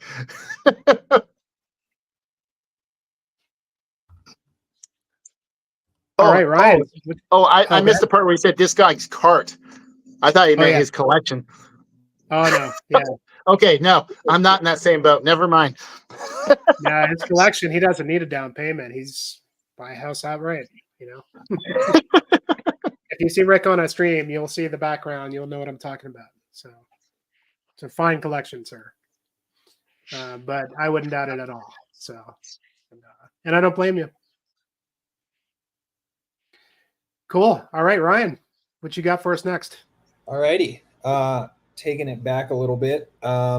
This is an album I really fell in love with the year it came out, which I don't get to say often. It's another French black metal album, but very different stylistically. And this is Jacob's Ladder by Hell Militia.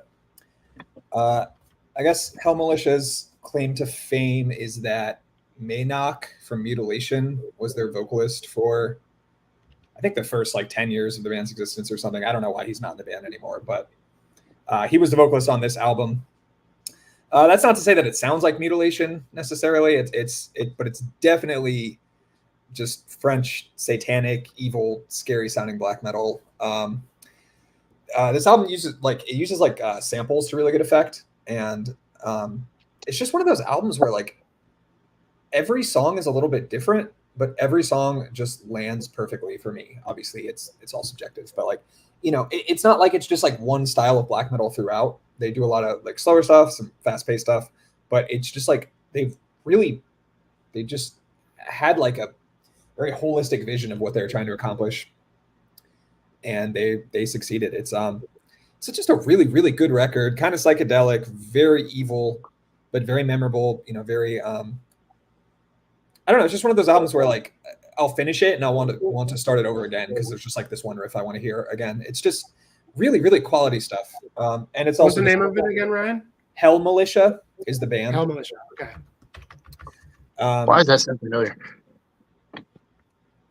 It could just be the Mutilation connection, rather. I don't know.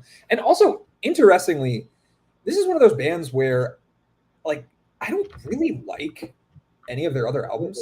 I don't dislike their other albums, but I don't think they've come close to recreating what they achieved with this album. And that's before and after this release. It's just like this, they kind of peaked, I guess. And Jacob's Ladder is the album name. I got the wrong screen. Sorry. Yeah, no problem. Yeah, I mean, not a whole lot to say about it, really. It's just if you're looking for French evil black metal, there's quite a bit of it, but this is a really, really fine example of that. Nice. And like I said, it's just cool that the vocalist of Mutilation was in this band. Like that's, I don't know, that's really cool to me. Yeah, that is pretty cool, actually. Very cool logo. It is a cool logo, and it kind of gives you a taste of what to expect. This is it right here. Wow. This Okay, is it. so 12 years old. Yeah, wow, this so came out on Season of Mist. this was my This- sophomore year of college, and I was just seriously getting into black metal in college. And so this was an album I listened to probably like once a week the ratings are pretty low. I'm kind of surprised to see that, but I don't really care. I don't really pay much attention to that. Oh yeah, I never. The Encyclopedia Metallum editors are a cantankerous bunch. Yes. But I think this album, I literally think this album is perfect. So if you trust my judgment at all, I would highly recommend checking this out. Dude, my favorite Heimdall's Vogt album has a 25% rating on the archives. Yeah, exactly. It's just like you can't trust these people. Fuck no. I tried to submit, I don't even remember what album now, but I tried to submit a review, and they told me I didn't describe the music enough for them to publish it. Like, What? I guess their claim was that I talked about the history of the band, I guess, too much more than the. I don't think that's true, and I've read subsequent. I was like, have they read the reviews on there Dude, that's what I'm themselves? saying. I don't even know they were I've read reviews. reviews on this site where they don't talk about the music at all. But Well- it doesn't matter. It's So, fine. like I said, I mentioned that Heimdall's Vogt, album. I'm not going to try to remember the name because it's a mile long name. It's like 2 albums ago now. But yeah, the guy that reviewed it, I don't think he'd ever listened to anything else by that band, and I don't think he'd ever listened to anything that was remotely raw. So that was the biggest thing. Like, he was like, "Oh, this sounds like shit." And then, what's with these clean vocal choirs on this one song? It's so embarrassing. And it's like, have you listened to this band ever at all, other than this one? And that's the only one review. So, like, you look on the list, and it's like one review, 25%. It's like, that is not fair. I made a video on my YouTube channel probably like 2 years ago now, but like, I was just, I remember that. yeah, I just ranted for 10 minutes about, it's kind of ironic actually, but I just talked for like a really long time about how annoying it is when people just go out of their way to review stuff they don't like, because like you're not, it's okay to publicly dislike something and like explain why you don't like it, but that level of negativity is just like, it's pointless. Yeah. It's literally pointless. Yeah, agree. Just share stuff you like. Like the world will be a much better place for it, but whatever. Yep. Nope. Anyway, I agree. Hell Militia. Check Oh, it out. Militia. Actually, just check that album out because I'm not going to vouch for any of their other albums. Okay. Because they had a newer one 10 years later. I listened to it once. Mhm. It's fun. It's completely unremarkable. Completely unremarkable. Like, I don't know. Wow, this must have been like the days when Season of Mist was like not quite what they are today. Like, because they have a I lot know, more it is a little like, weird. mainstream stuff. Yeah, it's like Hmm. every now and then you'll Well- find like really obscure shit there. Well, you noticed you saw there was Seasons of Mist, but it was Seasons of Mist Underground series. They still Oh, have that right. going. Oh, I have like 2 or 3 albums from the last couple of years. That's part of that series. okay. So it's kind of a different. It's Okay. got so it is Seasons of Mist, but it's kind of a slight option. So I don't know, people watching or even people here, if they're old enough, they remember all the Century Media, Century Black releases. That was kind of the what they used to start bringing the imported like Scandinavian black metal and like new black metal releases. It's kind of a similar deal. So the Seasons of Mist Underground series, it's like, it's not the big bands, but it's bands that they feel that you should scope out.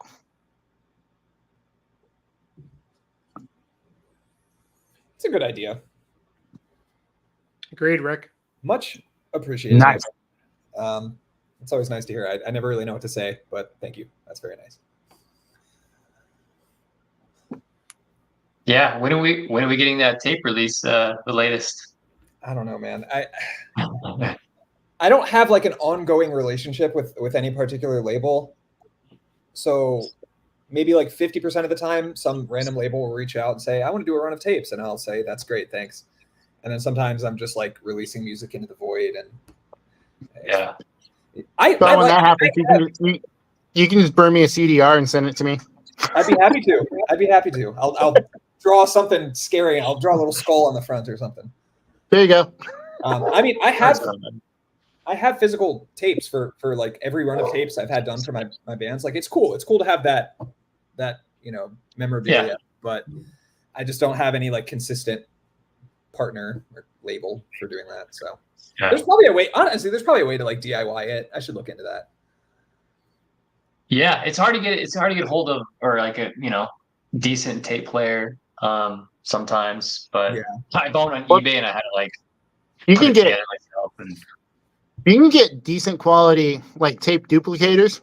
That's okay. what you use like when you're taking like the master tracks and you put it on a cassette. Like the guy who runs the Corpatuli label, and he's Equiturso and all those bands. Like he was talking about like on a post that he had a few years ago. He found it for like cheap in like eBay Europe. He got a full on duplicating setup so he can duplicate like 10 tapes at a time type shit. Oh, that's not bad. Nice. Yeah, I probably only need like 20 tapes. yeah. There you go. You Based just on market demand. you just do it twice and then Yeah, I'm done. Yeah. Yeah.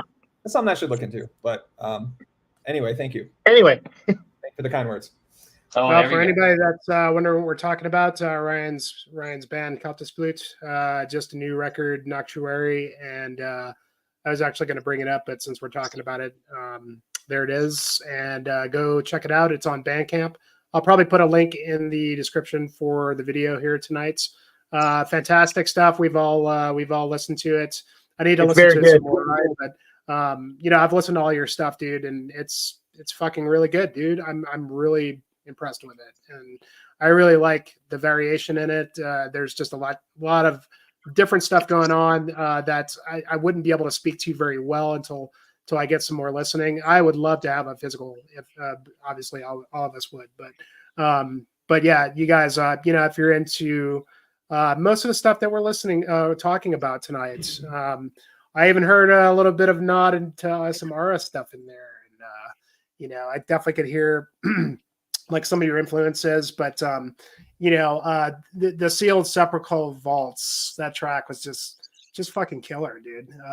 Among other stuff that's going on here, but I've got I've got the one tape, and hoping to add to my collection at some point, bro.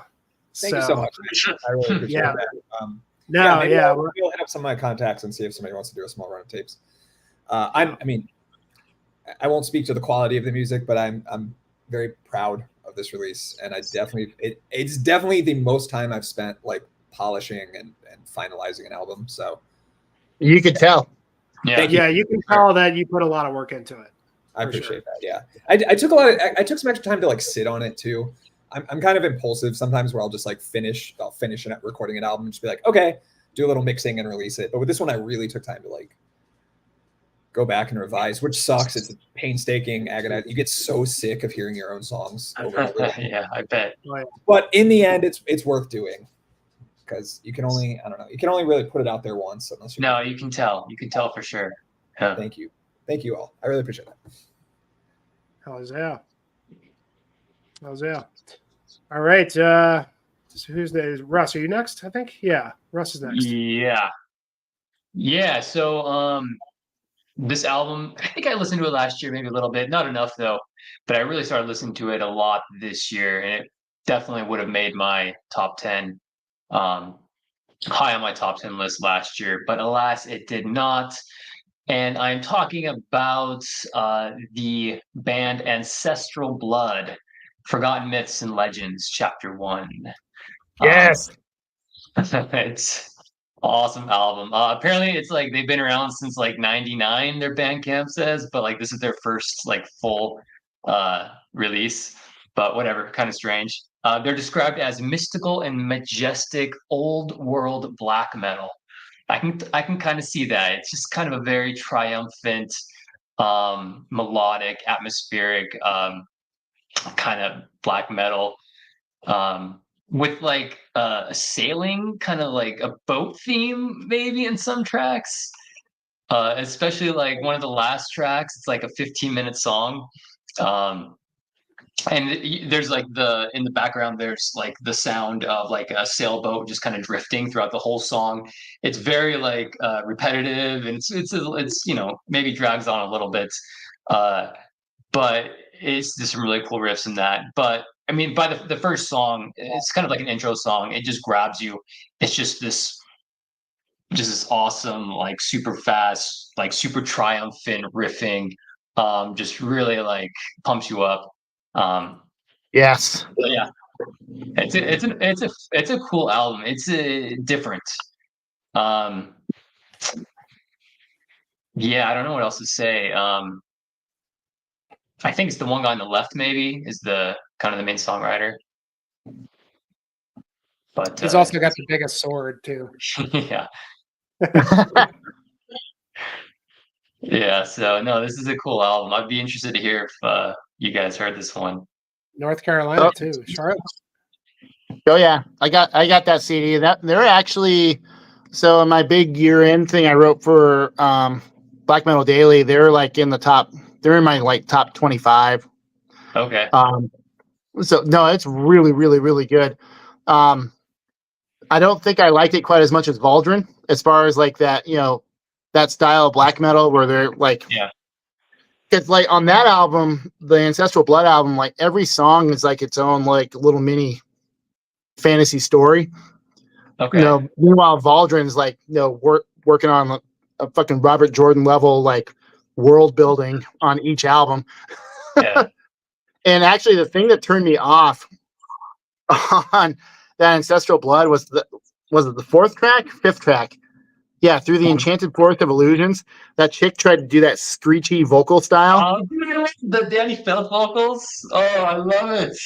I love that. Yeah. No, dude, because I liked her vocals on every other track, but that one, I was like, okay, so she's starting off with it as like she's playing a character, and then for like the whole 7 minutes, 8 minutes, whatever it is, and I'm just like, yeah, I skip that song now. It hits that frequency for me. A little repetitive, yeah. It hits that frequency, like she's trying to, and it's so shallow. Like, when Danny Filth does it, like there's still like a lot of just oomph and like power behind it, but you can tell that she struggled with hitting like a real screechy high note, and it's shallow, and it's just, ugh. Yeah, I skipped past that track, which sucks because the music on that song is fucking good, but the vocals on that one track, and that's the only reason why I didn't have it higher on my list, because that one song, like, I hit it and I was like, that fifth track coming up, and I feel like I have to get ready to skip it. Like, yeah, I could see that. I could see that song being like. Otherwise, though, yeah, that album fucking rules, and I'm looking forward to more material for sure. Yeah. So what's up with the 30-year gap? It's so funny that they mentioned like first started in 1999, but like this is our first album. Well, it's probably the one dude, and it's probably a rotating cast of local musicians until something finally clicked. Yeah. I mean, that's a story for a lot of bands, really. Yeah. You got the one guy that's like been, grinding, doing the work, and then just can't find that cast to put around him. So do you think these songs are all like just from over the years since like 99, just been collecting songs, or do you think like they wrote this, and put an album together? Hard to say. Yeah. Hard to say.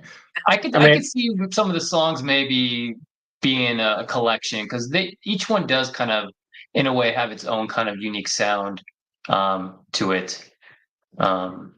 Yeah. So I can see that. It all sounds appropriate to the times. I mean, you said they formed in 99.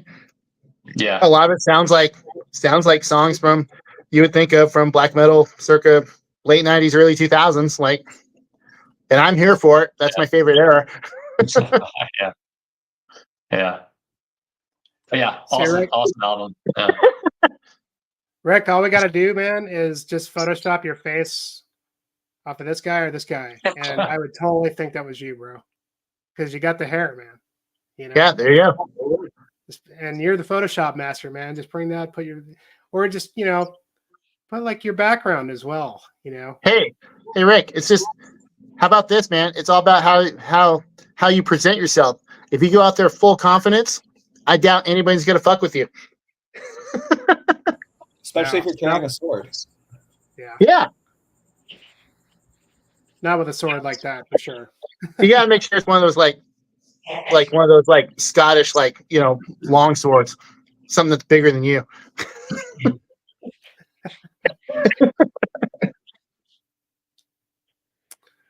All right. So that's an awesome pick. That's a good album. Yeah, good it's stuff, very bro. addictive. Very addictive. Don't know this one, so going on the Spotify. Another one I'll have to check out. Just man, prepare yourself when you get to that 5th track. That's all I'll say. Dude, yeah, prepare yourself for awesomeness. It's a great. I might be leaning Tyler's way, but I will give it a yeah. No, yeah, I can see that. Man, I'm sort of like in a Spotify hell right now hellscape because like I was just like preparing like the few things that I bought recently for tonight, and I'm like head deep in Amorphous's catalog right now because I'm finishing the Amorphous deep dive with Jeff and Pete on Saturday, which is like 16 albums or something like that. So yeah, I'm like, we did the first like 7 or whatever. We got 7 more or 8 or whatever it is. So I've been like rushing, and I didn't think we didn't actually know we were planning to do it this Saturday until like 2 days ago. So now I'm fucking rushing through it. All I've got is Amorphous in my head right now. So I had to like step away and pick up some of this stuff. And now I've got a bunch of stuff that you guys are giving me on Spotify. So I'm going to have my homework for the next like 2 weeks after, drilling my brain with Amorphous stuff, which basically like the last 7 albums are all the same record, but they're all good, but same album over and over again. Anyway, yeah, I don't know that we'll see, Rick. I think he's anxious to get it done. I told him, I was like, dude, if you're not feeling good, the world can wait for us to discuss the last 7, the same Amorphous record 7 times. And I say that with all love because I love most of those records, but they are almost the same record.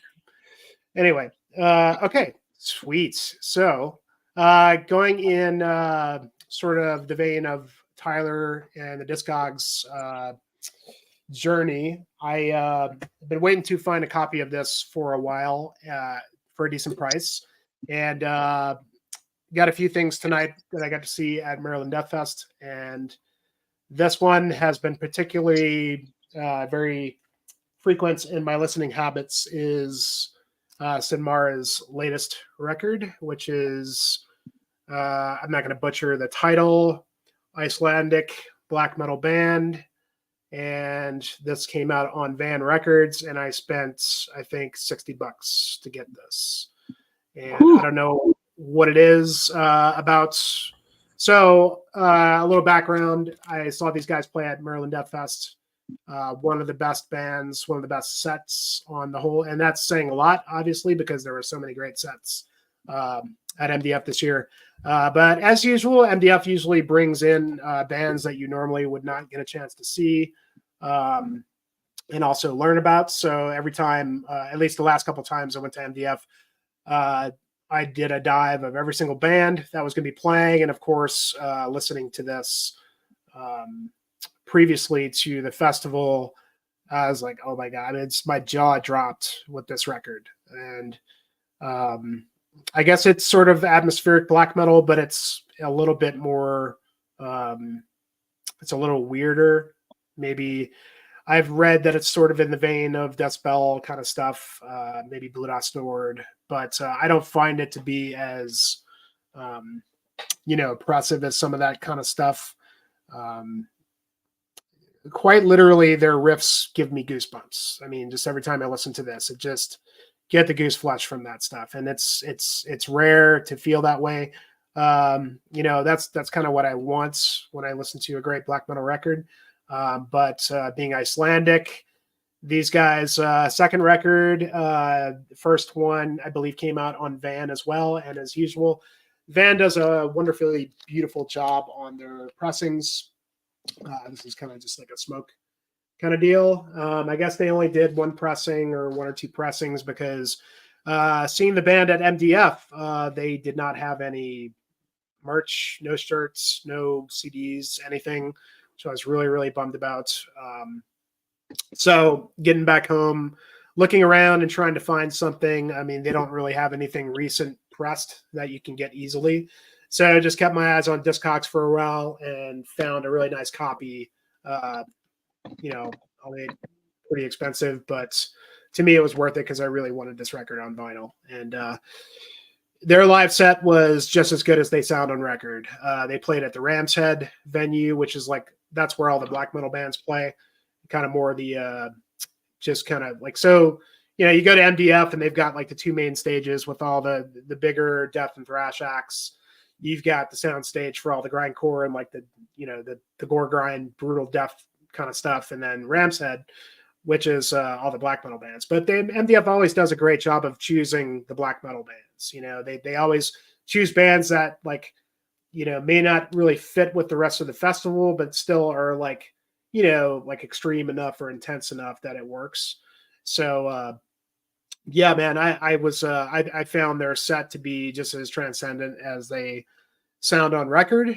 And yeah, man, I mean, you just have to go check them out if any of that sounds good to you. But I mean, if you like certain types of, I mean, if you're really big into like Blue Dot Nord records that, you know, for me, like some of the more atmospheric stuff, not that this sounds like that, but it kind of just has a similar effect on me in terms of when I listen to it. It's just really, truly transcendent stuff. And I think this came out in 2021. So I'm very, very highly anticipating a new record from this band.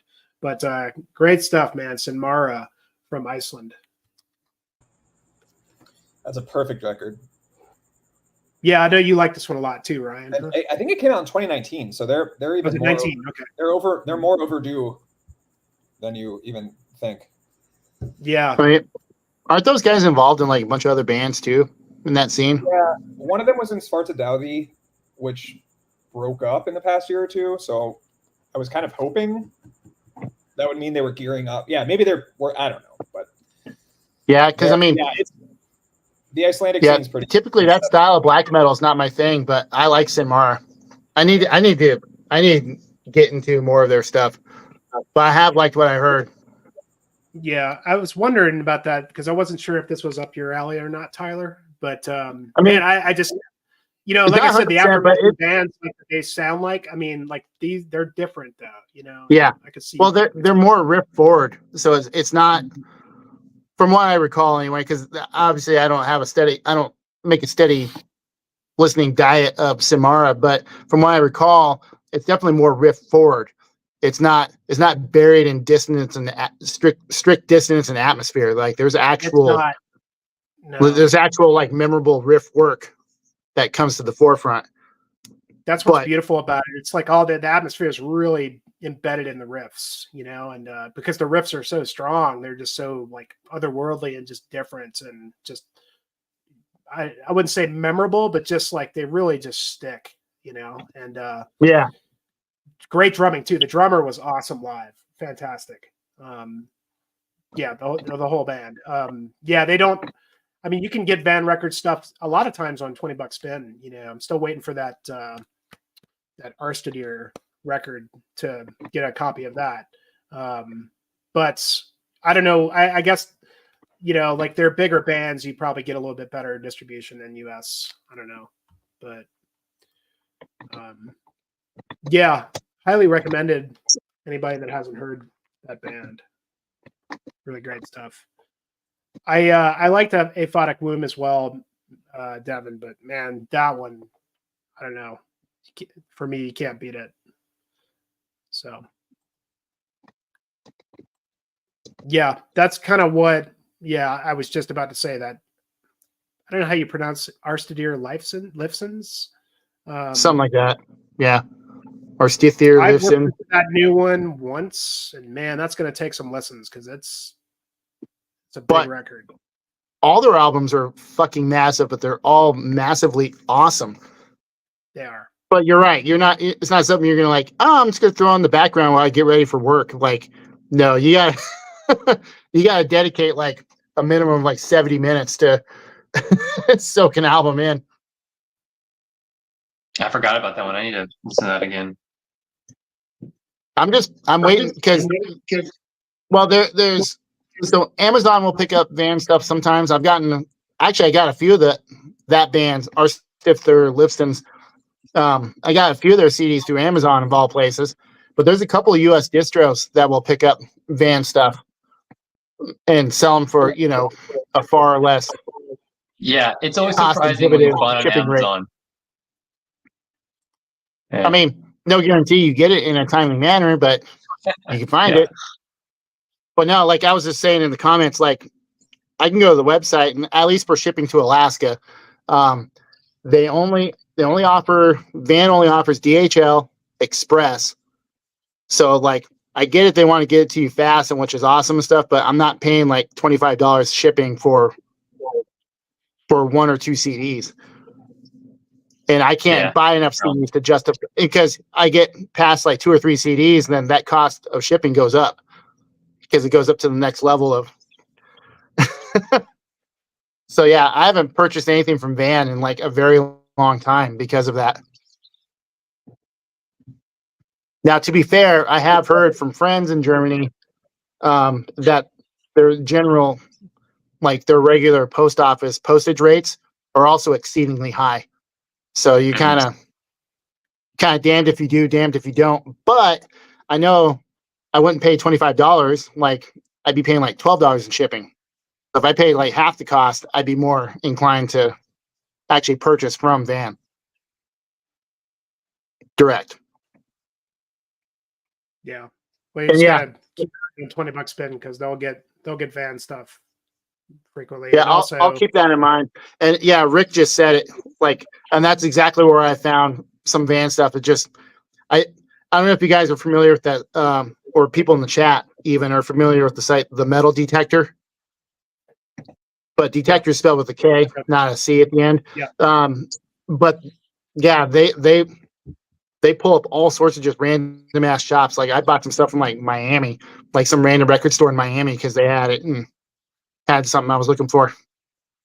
Just as an example. But that is an awesome resource, but also just another drain on the wallet because you you find so much shit and you find really cool distros that way.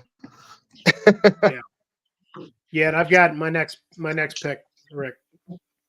You might fit in with what you're saying there. The boutique distros, Blast Beat Vinyl, but that's coming up. Cool. Yeah, check out Samara. All right, Tyler. Well, Rick mentioned these guys earlier, so I figure I'll just move it up. I'll move it up to the top of the stack and bring it up. But the new Funeral Winds album, or Funeral Storm, sorry, different funeral band, but yeah, Funeral Storm. What's the name of this one? Catonic Invocations. Best way to describe this is think of your favorite, most aggressive Rotting Christ or Verathron moments and make a whole album of that. That's the best way to describe this. It's Greek black metal almost to a fault, but it's awesome. And it's, like I said, it's that real, you guys know what I'm talking about? Like the 1 or 2 tracks that will pop up on a Rotting Christ album, they'll actually be somewhat aggressive and fast paced. But it's not quite a D beat, but it's faster than D beat, but it's not really a blast beat. It's that kind of in between the two. That's a whole album of that with really memorable riffs and really cool vocal performance that actually kind of reminds me of Attila at times a little bit, just through the variety of vocal stylings, but it's mostly like in a deeper register. Yeah, Devin, I don't know. This is my introduction to Funeral Storm, honestly, and I really like this one a lot. I mean, I don't know how high up it would be on my year-end list, but I really enjoy it. Matter of fact, I listened to it for my commute today and just rocked out the whole time. But the songs kind of do sound the same after a little while, but it's the riffing and the styling I'm looking for when I listen to a modern day Rotting Christ album. And I only get it for one track, and I get really disappointed. So Funeral Storm is my solution to that, because it's a whole album of that style. But it is good. It is very good.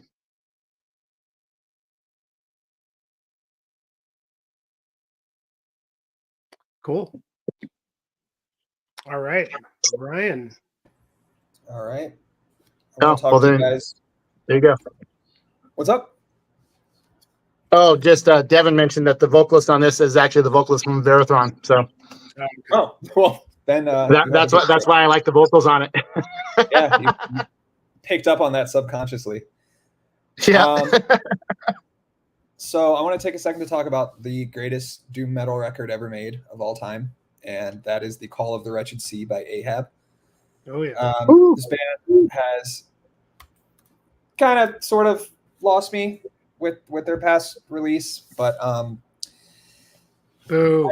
I still think they made the best doom metal album ever. Like, legitimately, I'm not just being hyperbolic. This is I just can't think of anything better, because Funeral Doom, in my opinion, is like, you know, the logical conclusion of doom metal, and this is the best Funeral Doom record ever.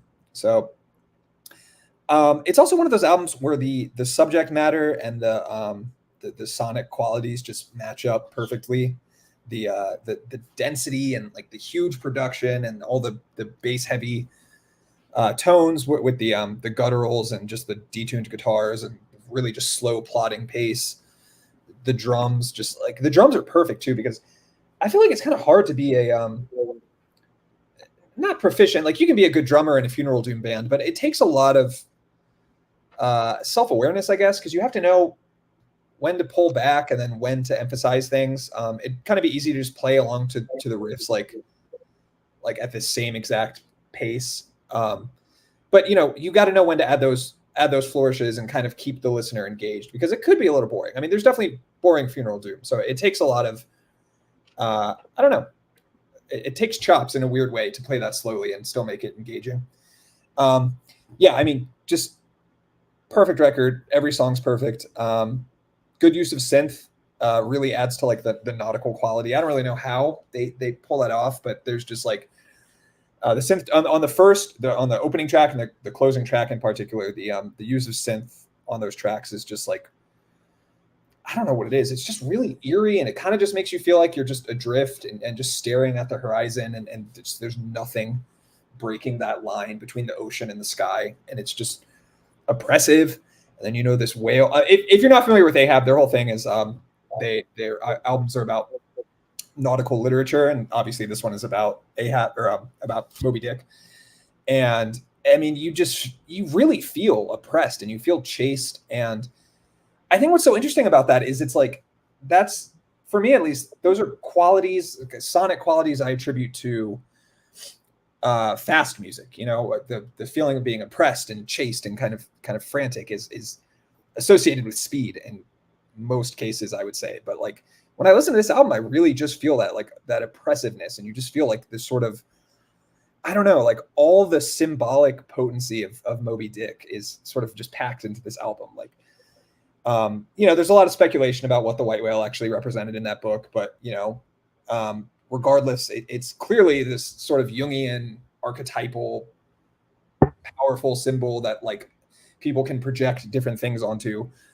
And I don't know, it's amazing to me how well they captured not only just like the essence of that book, because I mean, I love the book, but they really captured the essence of the book, but they also just made a fucking killer record. Like, it's so good.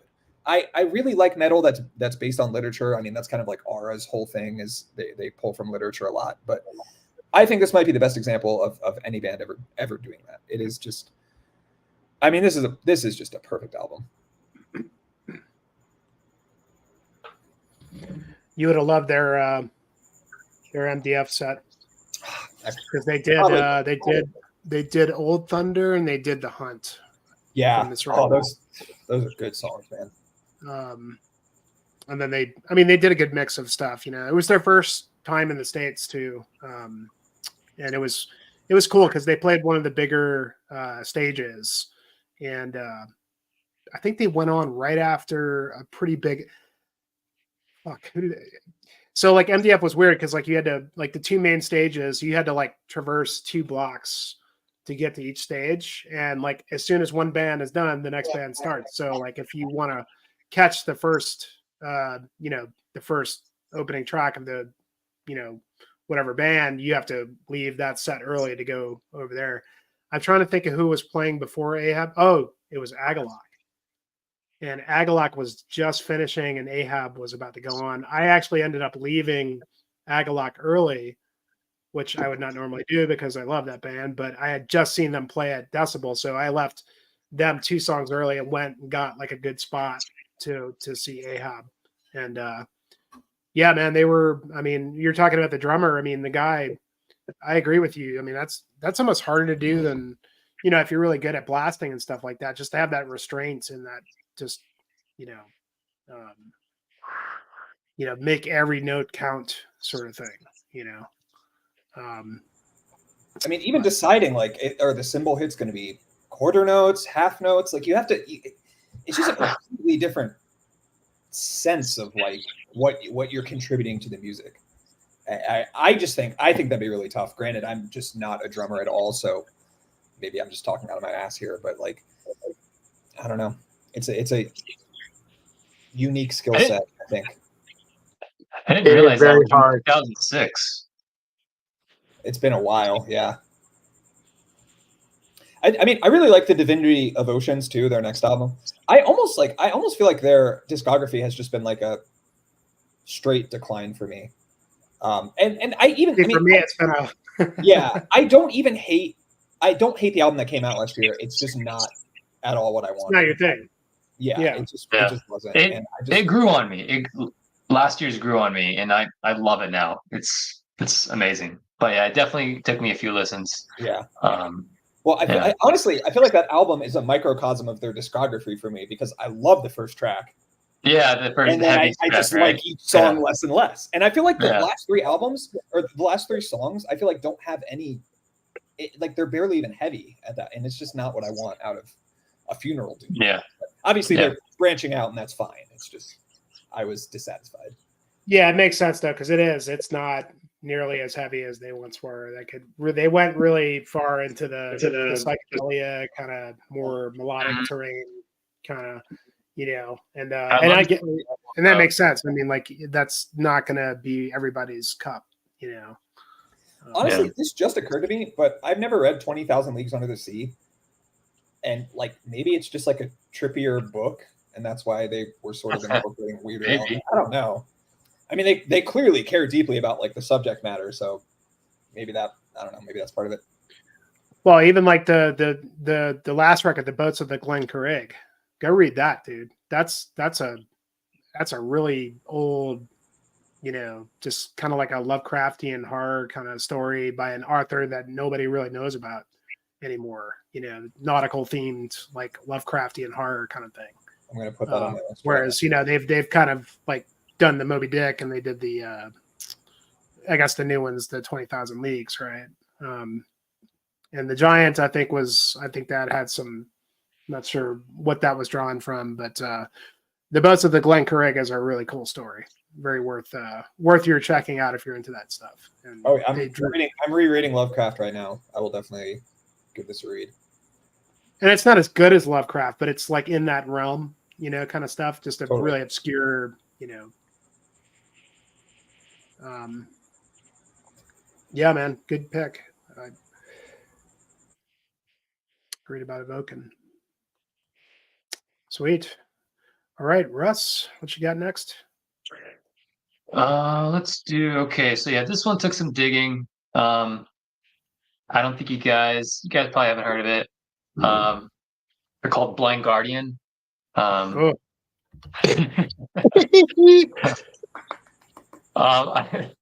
So yeah, like I just got into them. I just started listening to them a lot.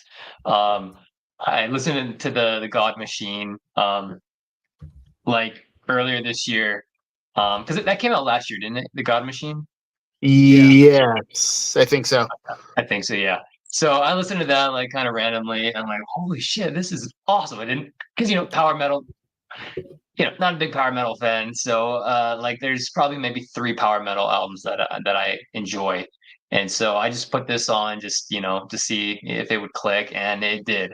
Um and so then ever since then I've been kind of going back to, I mean, obviously I haven't even got through the whole discography, maybe like two other albums, but yeah, it's just this whole new world's opened up for me. Blind Guardian, yeah, so it's been a fun journey so far, exploring their discography, and like it's just one of those bands you're like, wow, I can't believe I missed the boat on these guys. But I'm probably the least qualified person to talk about them. I just kind of wanted to bring them up as a power metal band that I'm, enjoying, because I when power metal works, like it's so great, but it just rarely works for me.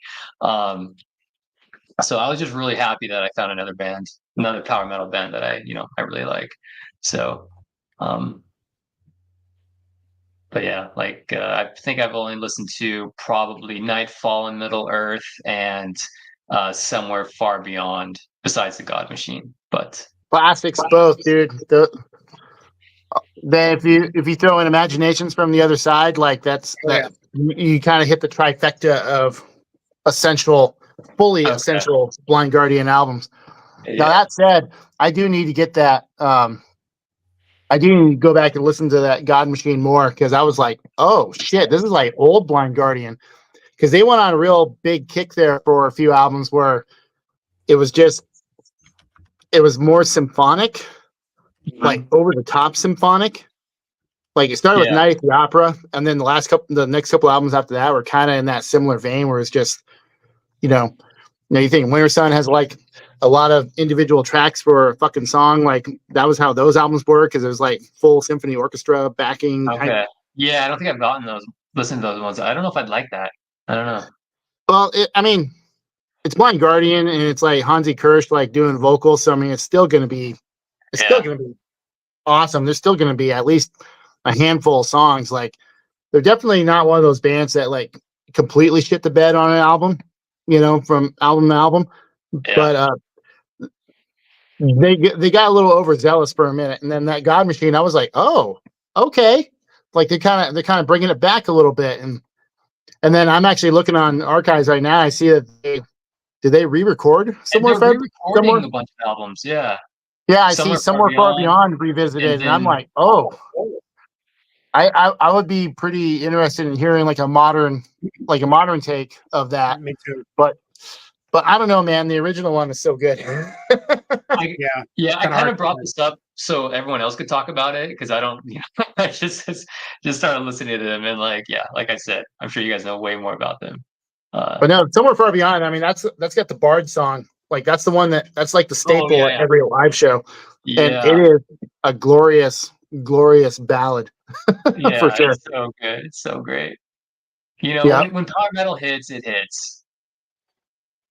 I agree. Yeah. I mean, like that's my thing too. I mean, like I like very little power metal, Russ, but like the few bands that I like, when it hits, it hits. Yeah. I just saw them play. It was 3 months ago, I think.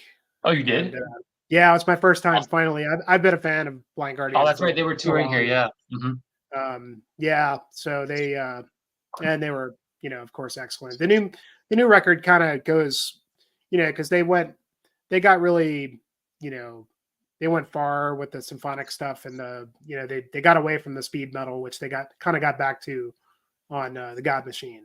But I would echo. I mean, like for me, I would say Imaginations. You got to get on that one. That's probably my favorite one. I love Nightfall, and really, man, everything up through Nightfall is great. Every single record, Yeah. I don't know if I've listened to Imaginations yet. There's some badass songs on that one. Oh, good. Yeah, that album is I mean, you'll get goosebumps at certain parts. It's just so Yeah. fucking epic, you know. Yeah, I can't. I mean, that's just one of those bands that, you know, they stand apart, you know, because it's like it's power metal, but it's not like cheese, you know. It's fucking, you know. Yeah. No, you for know. yeah, exactly. And probably the only, what would you say that the other band was it Sacred Outcry? Oh Oh. yeah. Yeah, the Greek Yeah. band. For sure. I look. Here's what you need to do: go download Lost Horizons: Awakening of the World. That's the record. Like, if you can, I mean, that's, to me, that's probably the greatest power metal record ever. And that's saying a lot because Blind Guardian probably, but that record, yeah, if you like that, then you'll like. I mean, but Okay, that I'll get on it. it's insane. I mean, Yeah. So I've been needing a lot of pick me ups lately with my music. So like Blind Guardian has been there to help me through it all these last few months. Yeah. But you know, yeah, like you said Lost Horizons. Is that what you said? Lost Horizon, and the record is, they only did 2 records, but they're both good. But the first one, it's called Awakening the World. Okay. And Yep. it's- Did you see Devin's comment just now?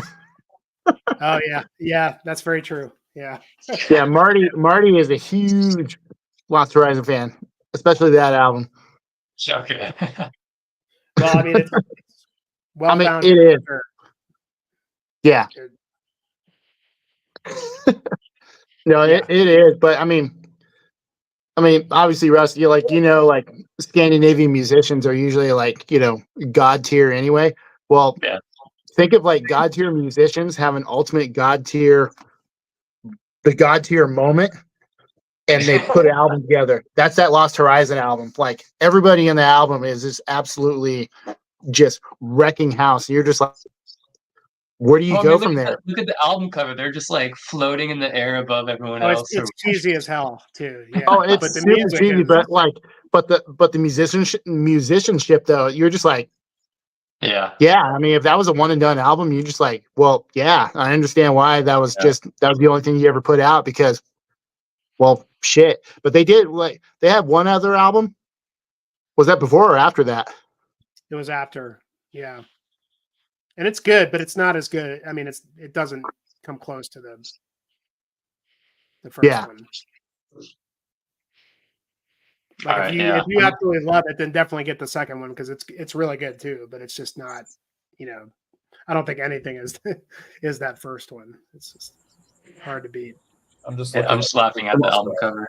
Yeah. And that's another one of those, like, is just like looking at pictures of power metal bands.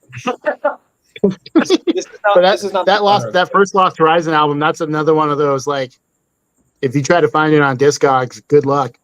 Like, oh yeah, like you're gonna separate from a lot of money to obtain a copy. Yeah. Cool stuff, man. Well, I'm glad you're digging the Guardian. It's the Guardian. Yeah, man. They've done the work, man. They've been around for a long time, and yeah. I feel like I'm discovering Metallica for the first time or something like that. Yeah. You guys heard of this band called Metallica?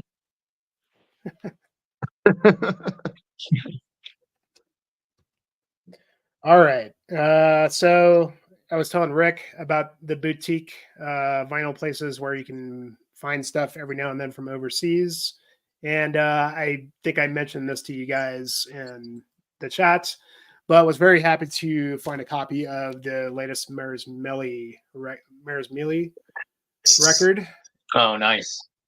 And yes. This is fucking so good, man. So this is released on, I think it's Nature Mock Records, who also has the band Grima and Havakrunu. Hard time pronouncing any of this stuff. But this is a Finnish band, I believe, and great stuff. Atmospheric, folky black metal, second record, and kind of missed, missed the boat on this. I've seen some reviews and checked them out. Love the cover arts and really cool, man. And like just remind, there's a lot of like Windir in here, a lot of Windir and Moon Sorrow, things like this. And you know, for a pretty, you know, new sort of young novice band, they sound very mature and interesting, and a lot of instrumentation in terms of the folk elements of the band. A lot of mouth harp, you know, like that you would hear on Moon Sorrow, accordion, like you would hear on Windir. A lot of Windir on this. But yeah, you can kind of just get an idea by looking at these dudes. You know, oftentimes, like when you see a picture of guys like this, I'm kind of thinking it's going to be sort of a Hoka Poka kind of Fintroll sort of thing, which I usually don't go for. But this stuff's it's still pretty, you know, pretty ripping black metal. Maybe not ripping, but it's you know, not really crazy on the blast beats. But there's a lot of fast double bass and I don't know, just really huge sounding, very mature songwriting, I guess. And yeah, so getting stuff on Nature Mocked, I think, or Nature Mocked, very hard to come by. And so if you go to Blast Beats Vinyl, oftentimes they get stuff like this for a good price. And like for the longest time, I was hoping to get some of those Grima records and not having to buy them from the European distro at Nature Mocked.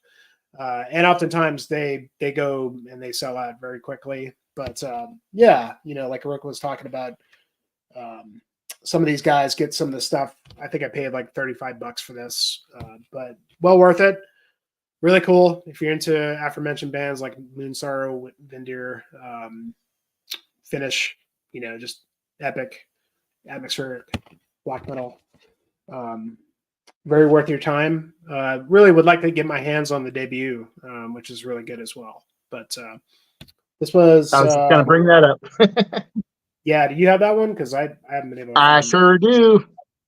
Yeah, man. Really looking forward to it. I'm sure they're going to put something out new pretty soon, being a pretty young band. But yeah, curious to see what you guys think of this, if you've been into this. Oh, there you go. You got the 8. Yeah, I got both, dude. Yep. Yeah. Awesome Sweet. band. I love the cover arts, man. They're all amazing. So the main dude from Rasmieli, like, he's also the guy behind Somali that came out recently, and also the new secondary guitarist or secondary musician for Old Throne. He's collaborating with the guy from Old Throne on new material. Right. He just kind of joined, yeah. Yeah, and then, well, he also has the third project that was the Passe Esme or whatever, and they did the split with Old Throne, and then that's how they started collaborating. But yeah, that guy's a very, very, very extremely talented musician, and I'm looking forward to new stuff from all those projects. Yeah. But yeah, this album though, like I've listened to this like hiking, and like I've actually stopped in my tracks a couple times on certain parts. I'm just like. Yeah. It hits some real profound stuff sometimes. Yeah. The Oaks of England, a great song. Oh yeah. Well, that Far in the Frozen North, like the closer. Yeah. Like I literally, like I was hiking one of the trails around here, and like I'm just hiking down it. I don't remember. It was kind of like the last third of the song somewhere. They just hit this one moment, and I literally just stopped and just like. Okay, yeah, I'm just standing in the trees and like I was just like, yeah, this is the only place I can listen to this album now. I had spoiled it for myself, but yeah, it's definitely a hiking record. I mean, it's certainly like that. I mean, it bites that itch. Like when you want to hear something really epic being out in the woods. I mean, you know, who better than the Finish to do it? But you know, it made me really jonesing for a new Moon Sorrow. I was like, when's a new Moon Sorrow coming out? Ever? I don't know. But yeah, yeah, I really, really, really enjoyed this. And amazing stuff. Yeah, that Maras Morelli, like I would say if you're a fan of the older Moonsorrow, like Sudanuni or Kevin Kintaha, like that's kind of, I'd say that's on a similar wavelength. A little more aggressive at times, but But like I guess it's just the accordion, but it's so fucking Valfar, like on yeah, second Dose of Past and Future. Fucking total Windir worship or Vindir. Yeah. yeah, so good, so good. And then actually, I want to pull up one of those digital albums I sent you, Jimmy. The Okay. Al Diorte, the first one I sent you. Okay. So U.S. black metal band. I think they pronounce it Al Diorte. It's something that's based on a fantasy novel. I forget where they're from, but stylistically, it's like really polished, Swedish style, epic black metal, done very, very well. I'm kind of surprised. I'm a little surprised they haven't seen any kind of label interest at all. Because the music, I don't remember if it's a one-man band or not. I think it might be, but yeah, this just dropped a couple months ago, and it like actually I wrote a review for the previous EP for Black Metal Daily. It's part of like I actually did a thing about digital releases, and that one was high up on that list. And this crushes it, man. Like it is so absolutely astoundingly good. And like I said, I'm surprised that they haven't picked up any kind of label interest, or they haven't had labels look their way as of yet. Because for the style, like it hits all the marks that like music like that should, especially if you're somewhat mimicking or being heavily inspired by a scene like the Swedish melodic black metal scene. But yeah, every song's like a little mini epic and catchy ass riffs, really, really good. I don't think it's a real drummer. I think it's programmed drums, but done really well. Like it sounds human enough, I guess. But the riff work and like the guitars are the star of the show for sure. But yeah, I highly, highly, highly recommend checking that one out and just watching for them to pop up on a label someday. They should. Like they definitely have the goods to be on a label and get a little bit wider distribution than just releasing digital shit on Bandcamp. LA band. Is that where they're from? California? Oh yeah. Yeah. I have not heard or seen anything about these guys. I don't think they play live. Probably not. Like that, I don't remember if it's. Well, you have it pulled up. Like, I guess you can look at the members if they're actually listed. I don't remember if it's a one-man band or if there's a collaboration. Yep.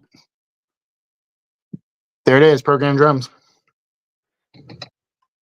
But yeah, I've been listening to that new one fairly recently, and super, super killer.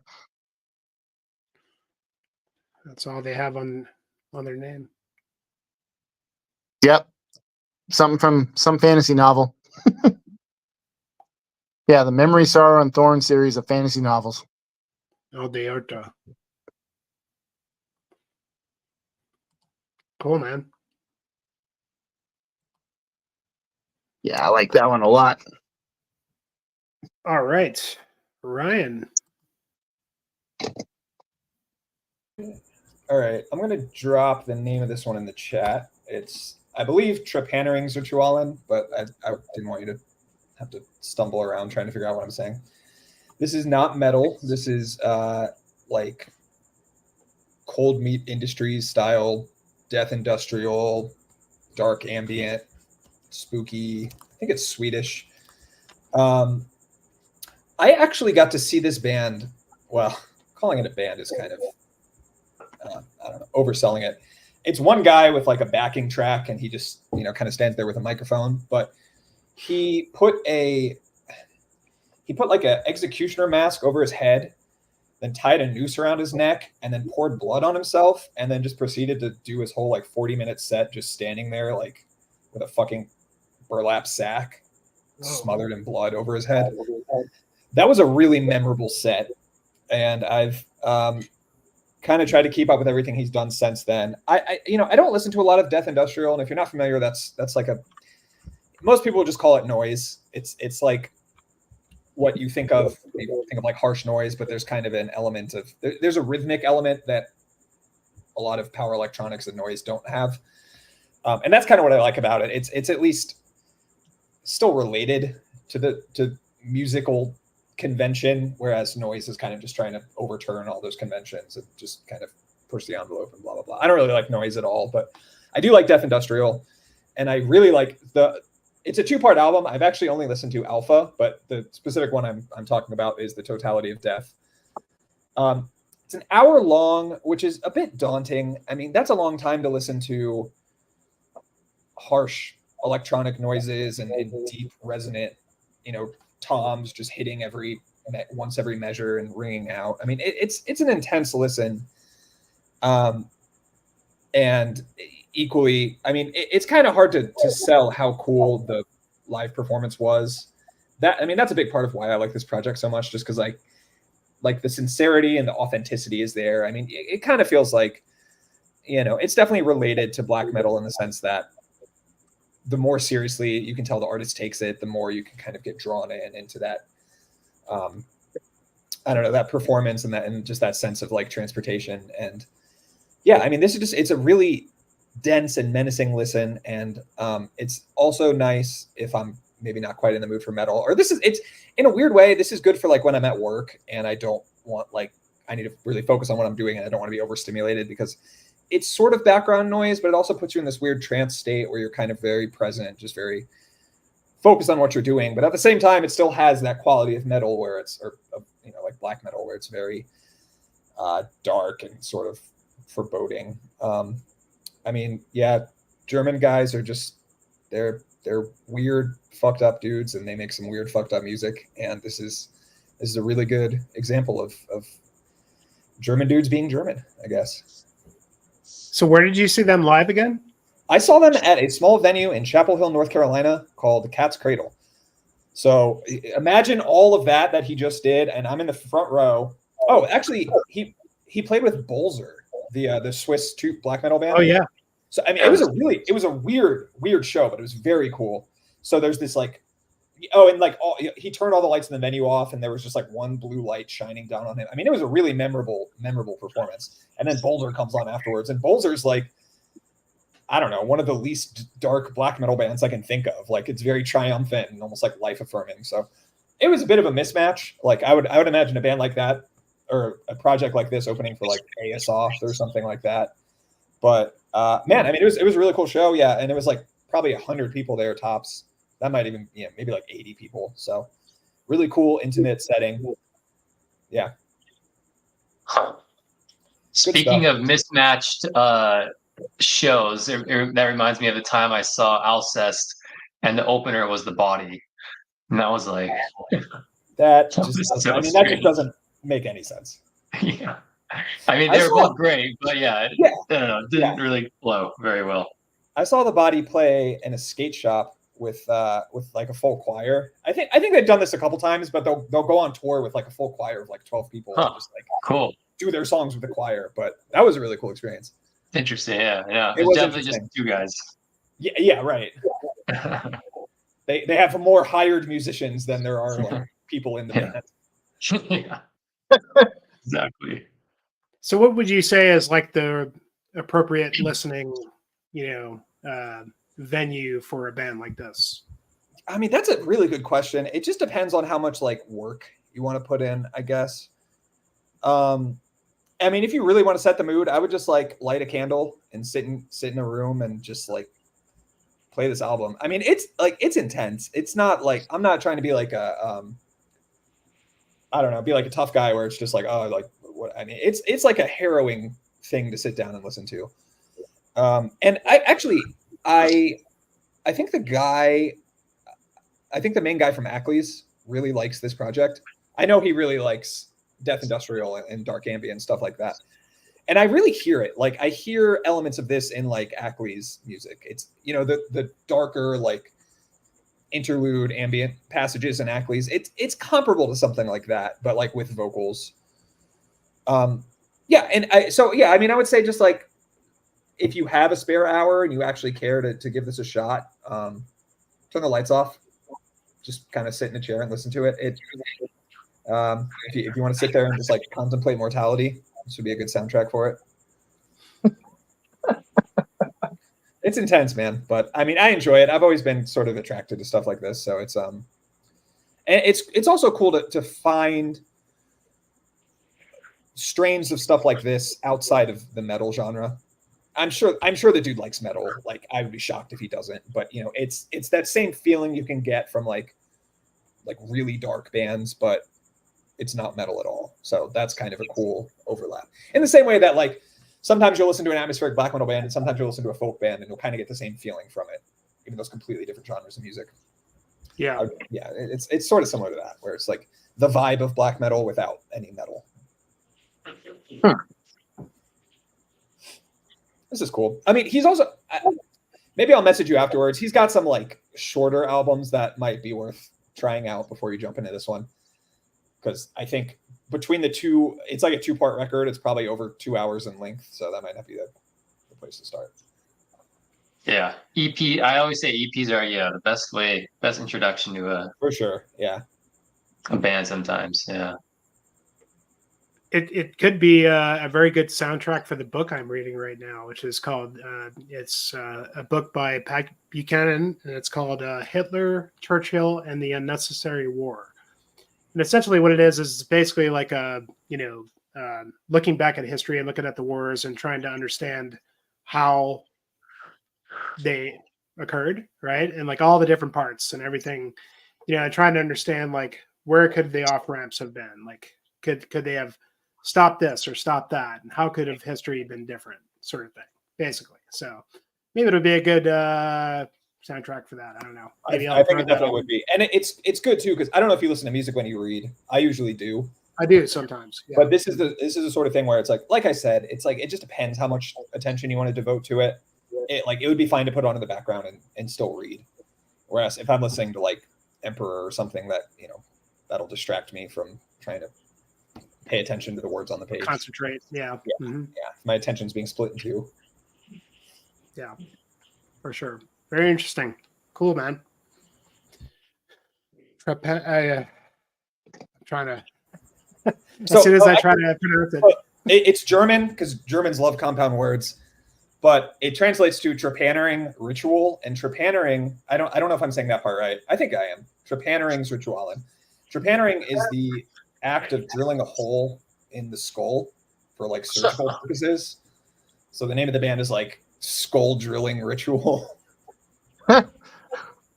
That's pretty metal. It's pretty metal, right?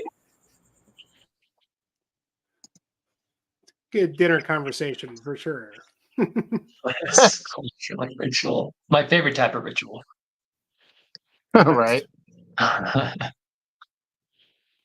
Right on, man. Cool stuff, Ryan. All righty. Russ, what you got next?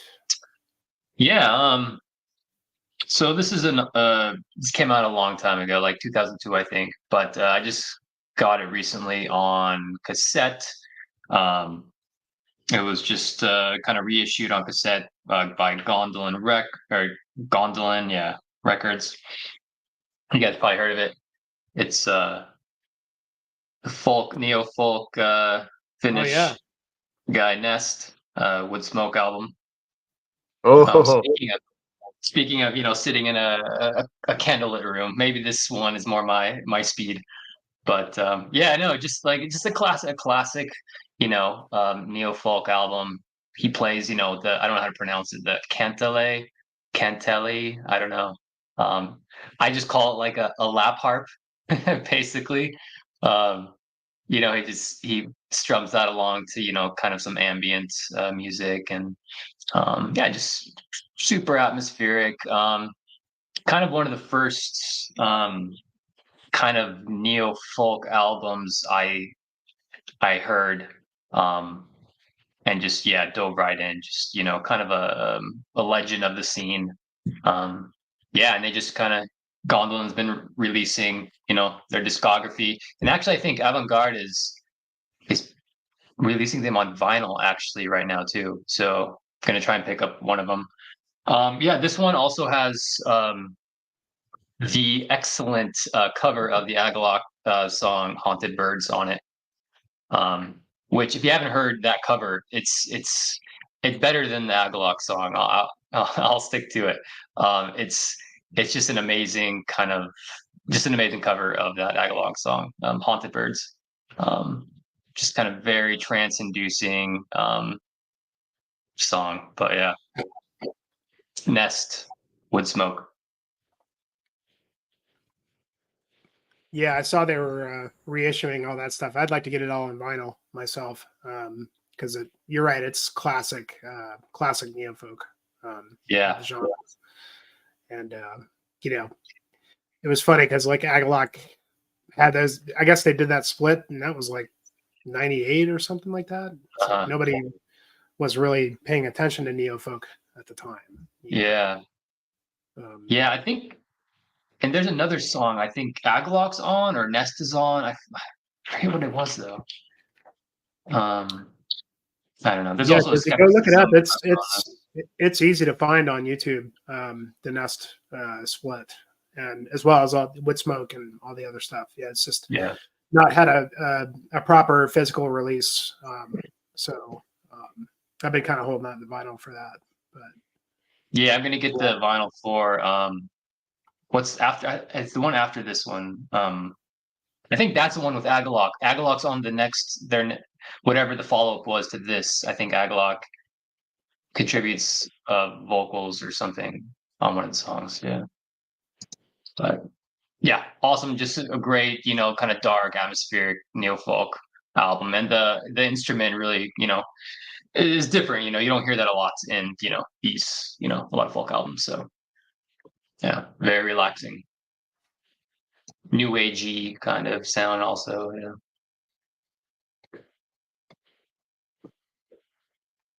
Damn it. Yeah, Nest is amazing.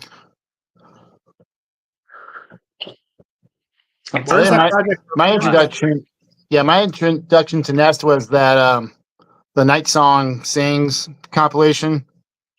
Oh yeah, That's how I know them. I think I was trying to figure that out because I've listened to this album like once and I just don't remember anything about it. I'm sure I'll like it, but that's probably how I found out about them. Okay, that's a great compilation. Yeah, I think me and you, Jimmy, have that on vinyl. I want to say we talked about that once. Yeah. Yeah, they reissued it like what 2-3 years ago or so. Yeah. Yeah. So I picked that up. Speaking of folk compilations, I still want to get that Nordvis compilation. Yeah, you posted that. I think we talked about it. Yeah, I haven't listened to it yet, but because I'm a Nordvis subscriber on Bandcamp, it's in my digital library. So I need to. Yeah. So I need to. Digitally? What's that? Is it even, or is it only subscribers, or is it released digitally everywhere? No, it should be on. It should be on the Nordvis page. Okay. Yeah, but I need to pick that one up. Yeah, and they released something else too, like some Swedish, like fiddle player guy, something. Oh yeah. And it's like a 2-3 disc album or compilation. I was just like, holy shit! Like, I haven't listened to that one yet either, but I noticed it popped up in my library. I was like, oh, cool! Yeah. Look at that. I think it's like gathering this old fiddle players, like all his tracks or something like that from back in the day or something. No, Nets is awesome. I'm glad they're reissuing those albums. Yeah. Because now I can get them. That was on Avant Garde. Was that the label that's releasing I these? think that's who's doing the vinyl, but Okay. yeah, they're doing the vinyl. Yeah. Open up a tab. Make sure I don't forget that. I remember seeing the post, but I just don't remember where it was. So good stuff, bro. Well, I'm going to take a little bit of a diversion right here and for a bit of a different type of music, metal, but different than this forum here is the, and you know, I might be premature like showing this, but may as well because it just showed up a week ago, is the new Nile record, The Underworld. This is my last This pick record too. is fucking awesome. What was that? I said this is my last pick too. Oh shit. Okay. Yeah. Well, I mean that's interesting, Ryan. You know, because like it's cool because like I know you like are very I would assume very like choosy when it comes to this kind of stuff. You know, I mean like but I mean maybe not because Nile kind of exists outside of you know, for me a lot of death metal. And I like a lot of death metal, but Nile is a band that I just go back so far with, and you know, pretty much like everything they've done for the most part. The last couple records have been kind of like they're still good, but they're just they just get kind of tired by the end of it because you know typically a Nile record is pretty long, almost an hour, a lot of music to get through, and you know, I mean, arguably some of the best death metal ever produced, and they've always had, you know, sort of an edge to the genre in terms of their subject matter and presentation, and just overall, just even right down to the way the riffs sound and how they're able to really, you know, inject that sort of Middle Eastern tone into the riffs and the just the music in general. But you know, just being a huge fan of the band for so long, I've just missed Dallas for so long. He hasn't been on the last two albums, and this one just I don't know, it just feels like they really had a lot to prove for some reason. You know, being their 10th record, I think. But I mean, you know, it's a Nile record. You get what you're expecting. It's, you know, just blindingly insane technicality and drumming. You know, I mean, to me, like right now, I mean, still, I mean, there's so many great drummers out there that are just, you know, doing this kind of stuff. But Coleus is really kind of just unmatched in terms of his just, I don't know, just you just bring a video up of the guy playing live, and it's just his drum set is just insane, and the guy can play left and right, and really cool, just swivel technique on the feet and the blasting, and just insane fills. I don't know. I haven't really dug into this too much in terms of like the subject matter, because the cool thing about a Nile record is you get all the liner notes, you get real deep into the mythology of everything that Carl is bringing into the music, which he's always done. But I don't know. I just felt like listening to this from front to back, the production, they really nailed it. You can hear the bass guitar, which is kind of new almost. I mean, it almost sounds like Alex Webster playing bass on here. They really isolated everything well. I mean, it's pretty produced, but it's still not to the point that like, you have to be able to hear everything they're doing. And really where they did the best on here is the vocal onslaught here is just insane. Like I don't know, these new guys that they got in the band, but they have some very good variation that I love about the early records in terms of, you know, 3 different vocal onslaught. And then they got these crazy choirs, like clean vocals. I don't think they've ever really done that in the way that they do it on this album. But I found that like from top to bottom, like I was engaged the whole time, whereas a lot of Nile records sometimes like, it's front heavy. Like, once you get past the fourth or fifth track, it starts to, not that it gets boring, it just kind of gets overwhelming in a way. But to me, like I felt like, you get to the end of this record and it gets even more and more interesting as you go, like slower tempos and just jams, man. Just so much fucking fun, dude. I don't know. I'm still just ingesting the record, but as far as death metal today, this is one of the finest for sure. And I'd be curious to hear what you think, Ryan. Yeah, Sorry to bloviate for so long because I don't even really have the words for it. You did a good job, and I appreciate you covering most of what I wanted to say. The one of them, I can't tell who's doing what. One of them does a really good Dallas impersonation. Like sounds just like him. It really does. To the point where I'm not kidding. I looked up like, did Dallas rejoin? He didn't, but yeah, I mean it's a great record, and I really like those clean vocal sections, which if you just told me on paper like, oh, there's a new Nile record, they have clean singing, I'd be like, that sounds annoying, but it works. Like it really works. Like you said, lots of variety, and I hear flashes of like Annihilation of the Wicked era like greatness on this album. Like there are moments where I'm like, oh fuck, like that's a Nile riff. And I really like, I just haven't been that into any of their albums since like Those Whom the Gods Detest, which came out a long time ago. So, I mean, it's nice that they're back. This was a huge band for me in high school when I was really getting into extreme metal. This was, I mean, probably my favorite death metal band at one point, and they just really like opened the door for me into like heavier stuff. I mean, I was listening to like Metallica and stuff, and then I found this band, and I was like, oh fuck, like this is what I've been looking for.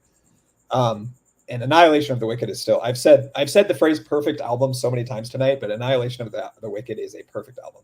Oh yeah. And I hear similar sonic qualities in this newest album. It's not quite as heavy as I would like. I mean, it's not quite as brutal as I would like from Nile, but overall, I mean, it's up there. It's probably in the top 50% of their discography. Like it's a really good release. It could have been more brutal if it was like produced a little bit differently, maybe. Because it's I very. think that's probably right. Yeah, it's very. I mean, just tightly. Yeah. I wonder if Carl is sort of.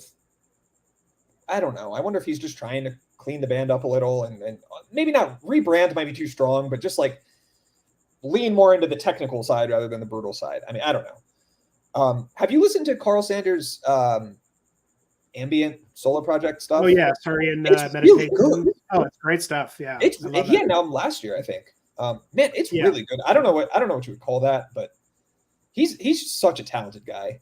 Just like weird, like Egyptian, like or Middle Eastern. Yeah, Egyptian ritual.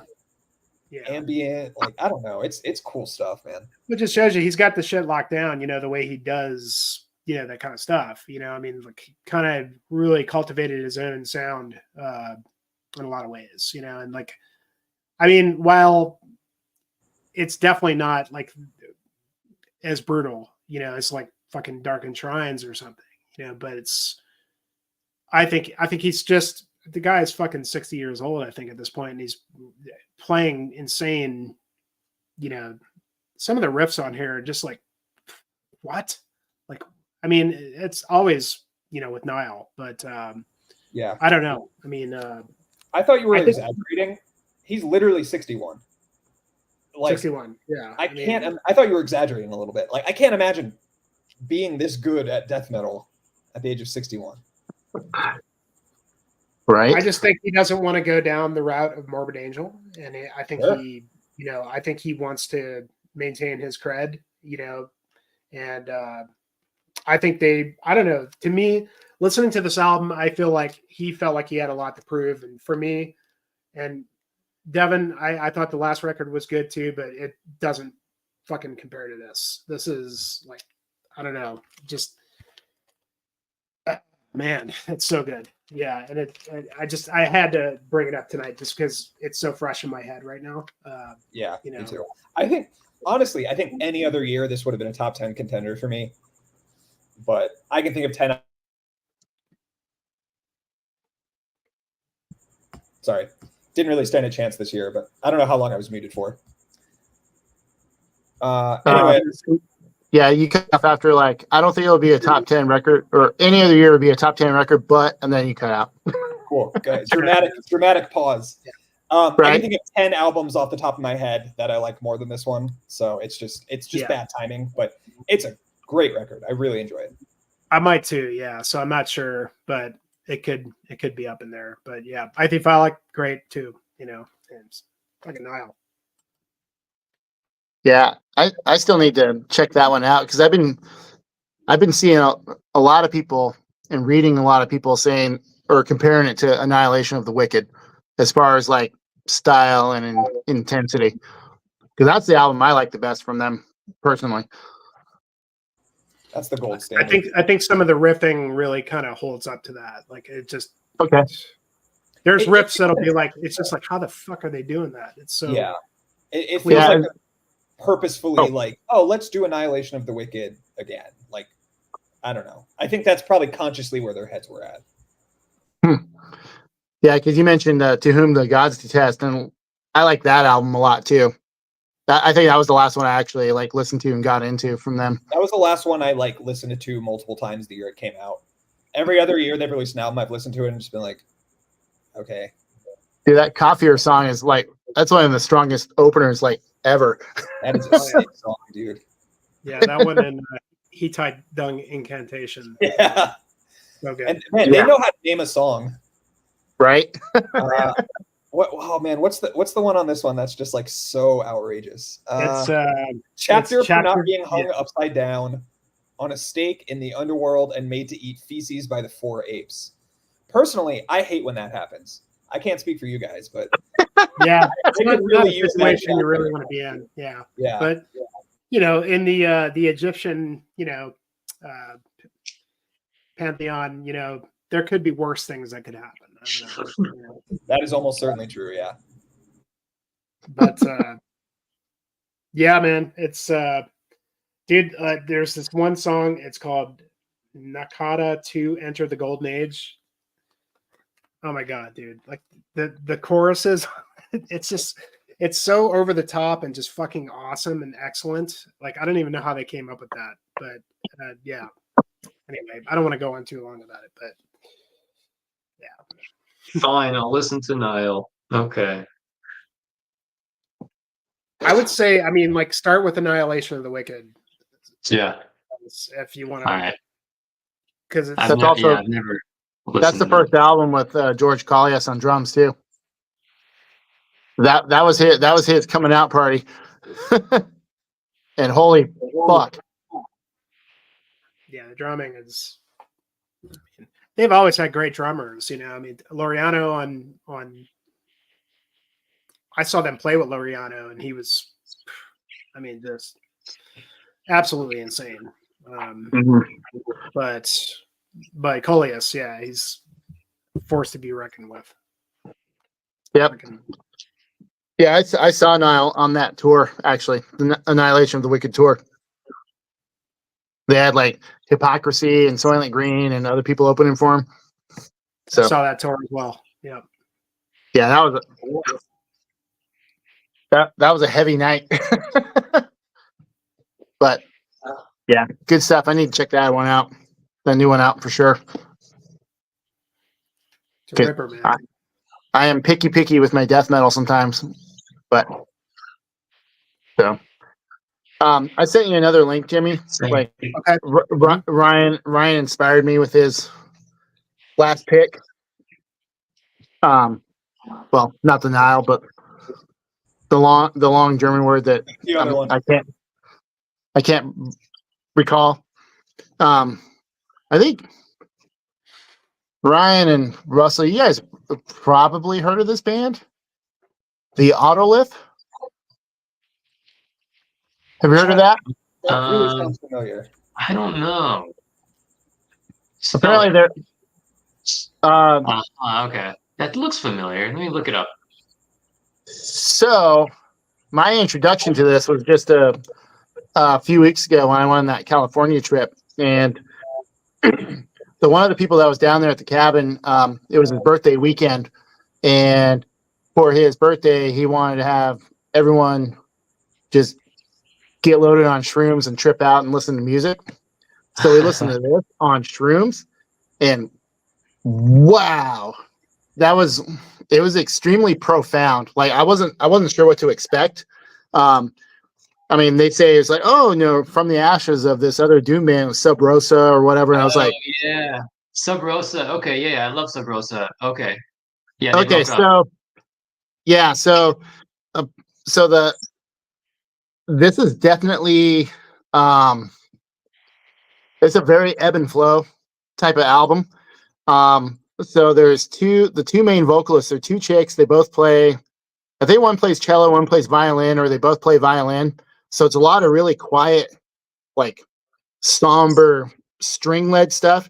And then it just absolutely crushes you with some of the most bottom-heavy, like just heavy-toned stuff I've ever heard. Like there's a couple times like I'm just laying there, like, you know, tripping, doing my thing, and me and another friend, like I basically experienced like a jump scare. Like when one of the real heavy parts kicked in, like I literally leapt up. Like it was because it was just the what's the best way to describe it? Just they're so they set two vastly different moods. Because when it's on the quiet, somber part, it's actually really it's like really mellow. It's like really nice. Like you just go with it, and it's beautiful, in fact. And then when it drops the heavy, I mean, it drops the heavy, like probably. I mean, I'm not familiar with a lot of modern day doom bands, but like it was like I don't know how to describe it. Like it was all I know is I really liked it. That I had to have the guys send me a link. I was like, "Who is this band?" Because I need to listen to more of it and like really get into it more. And it was a very profound experience, I guess you can say. I mean, maybe not quite as profound as watching a guy put on a burlap sack and dump blood all over him and with a noose around his neck, but in my own way, it was a very, very profound, and it's definitely a memory that'll be etched into the brain for a good long while. But yeah, if you like, I mean, it's not like a death doom thing. Like even the real heavy stuff, like I don't think the vocals get extremely heavy. It's just, yeah, like night and day type of music. Like it goes from very, very, very mellow and serene to just absolutely balls heavy, crushing stuff. And yeah, that was probably one of the coolest musical experiences I'd had. And I also get to listen to my favorite Nagelfar album, German Nagelfar, while on streams. And yeah, that was also very profound. Which That one? was just the Virus West. Virus West. Yeah, like that on first- streams was pretty fucking amazing as well. Yeah, I saw this band at Fire in the Mountains, the Odolith. Oh, nice. Yep, Actually, you know what? That makes sense because all those guys I was down there with, I think that was their introduction to this band. What year is that? I mean, it was 2022, and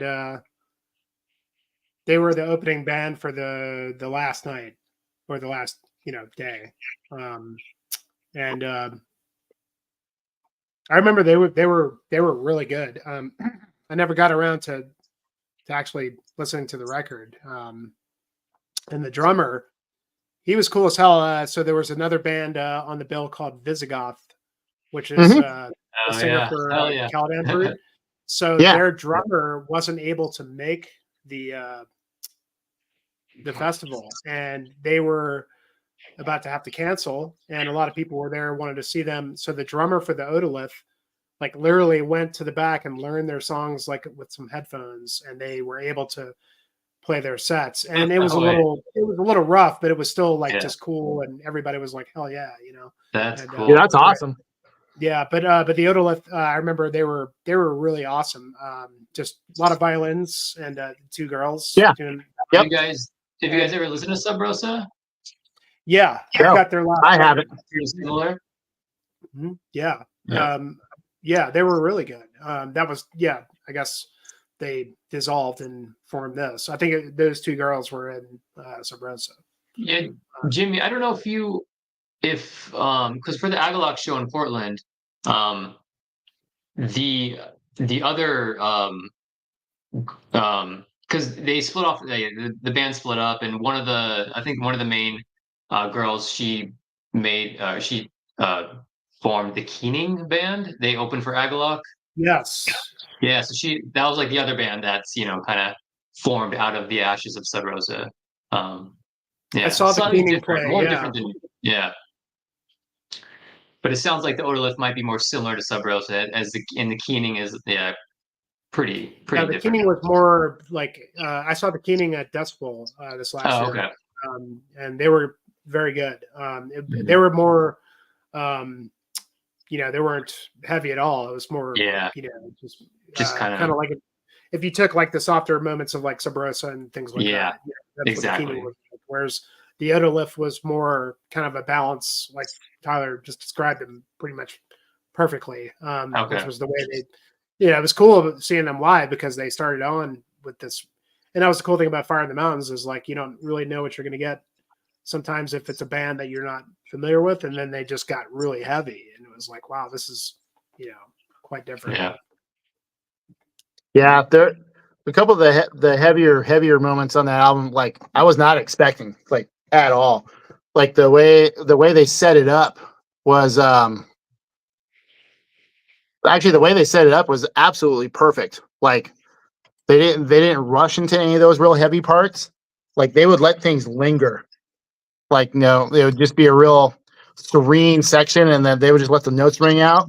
And then what felt like 10 seconds later, it was just fucking fist to the gut, dude. Like, but it was awesome. Like I was super impressed, and I'm looking to pick up a copy of their album for sure. How many mushrooms did you eat when you were doing that? Oh, not much. I did like a gram. That's still. It was enough. Like we started at 11 a.m. and I think I tapered off like at 4. So I mean, it was enough for me, but I'm not exactly like a habitual user either. So, but no, it was perfect. It was the right amount. Like, I'd go outside for a while, and then actually that was real funny. That was a real funny moment that was happening. We're all hanging out outside, and we all noticed like once you looked beyond, I don't know, 50 yards, something like that, everything looked like a backdrop. Everything looked fake. It's like, oh, we're in a tent. And it was like all of us had that same experience. It was like, dude, those trees are fake over there. It was like, you guys see that too? Whoa. Like, but no, that was fun. Like, I would do that again for sure. But I'm not much other than like alcohol. Like, I don't do much for recreational drugs, but that was fun. Especially yeah. in the wilderness, yeah. Yeah, I mean that was perfect setting too. But yeah, the Autolift, like we listened to a bunch of stuff actually, and it all sounded amazing. But yeah, that Nagelfar album, the Virus West, I was like I was almost crying at times. And they're like, and the other people were like, "Oh, this is so good." I was like, "This is my favorite black metal album," and it really is. But like, I was just like proclaiming, I was like, "You guys must listen to this. Like, please hear me when I say this is a great album." Anyway, yeah, I would have been putting on Ruins of Everest myself, but I get it though. I like Virus Rust too. So yeah. No, we listened to Ruins. I finally actually got into Shamash and Mefrash. Like being able to sit down and actually kind of focus on the music, I was like, okay, I get it. I get why. You did that on Shrooms? Or you just Mefrash we did. Okay. I wouldn't want to listen to Shamash on Shrooms. because that band's trippy. Like that's a weird band. Yeah, we were kind of on the tail end. It was at the end of the evening. They pulled those albums out. Yeah. But Mephrath, we're all still kind of going pretty good. And it didn't freak me out or anything. I was like, oh, okay, I get it. I get why you guys fucking jerk off on these guys all the time. Like, I understand now. But basically, it was cool to be able to, even if we weren't like just tripping on shrooms, it was just cool to be able to just hang out and actually just focus on music and not have other stuff going on.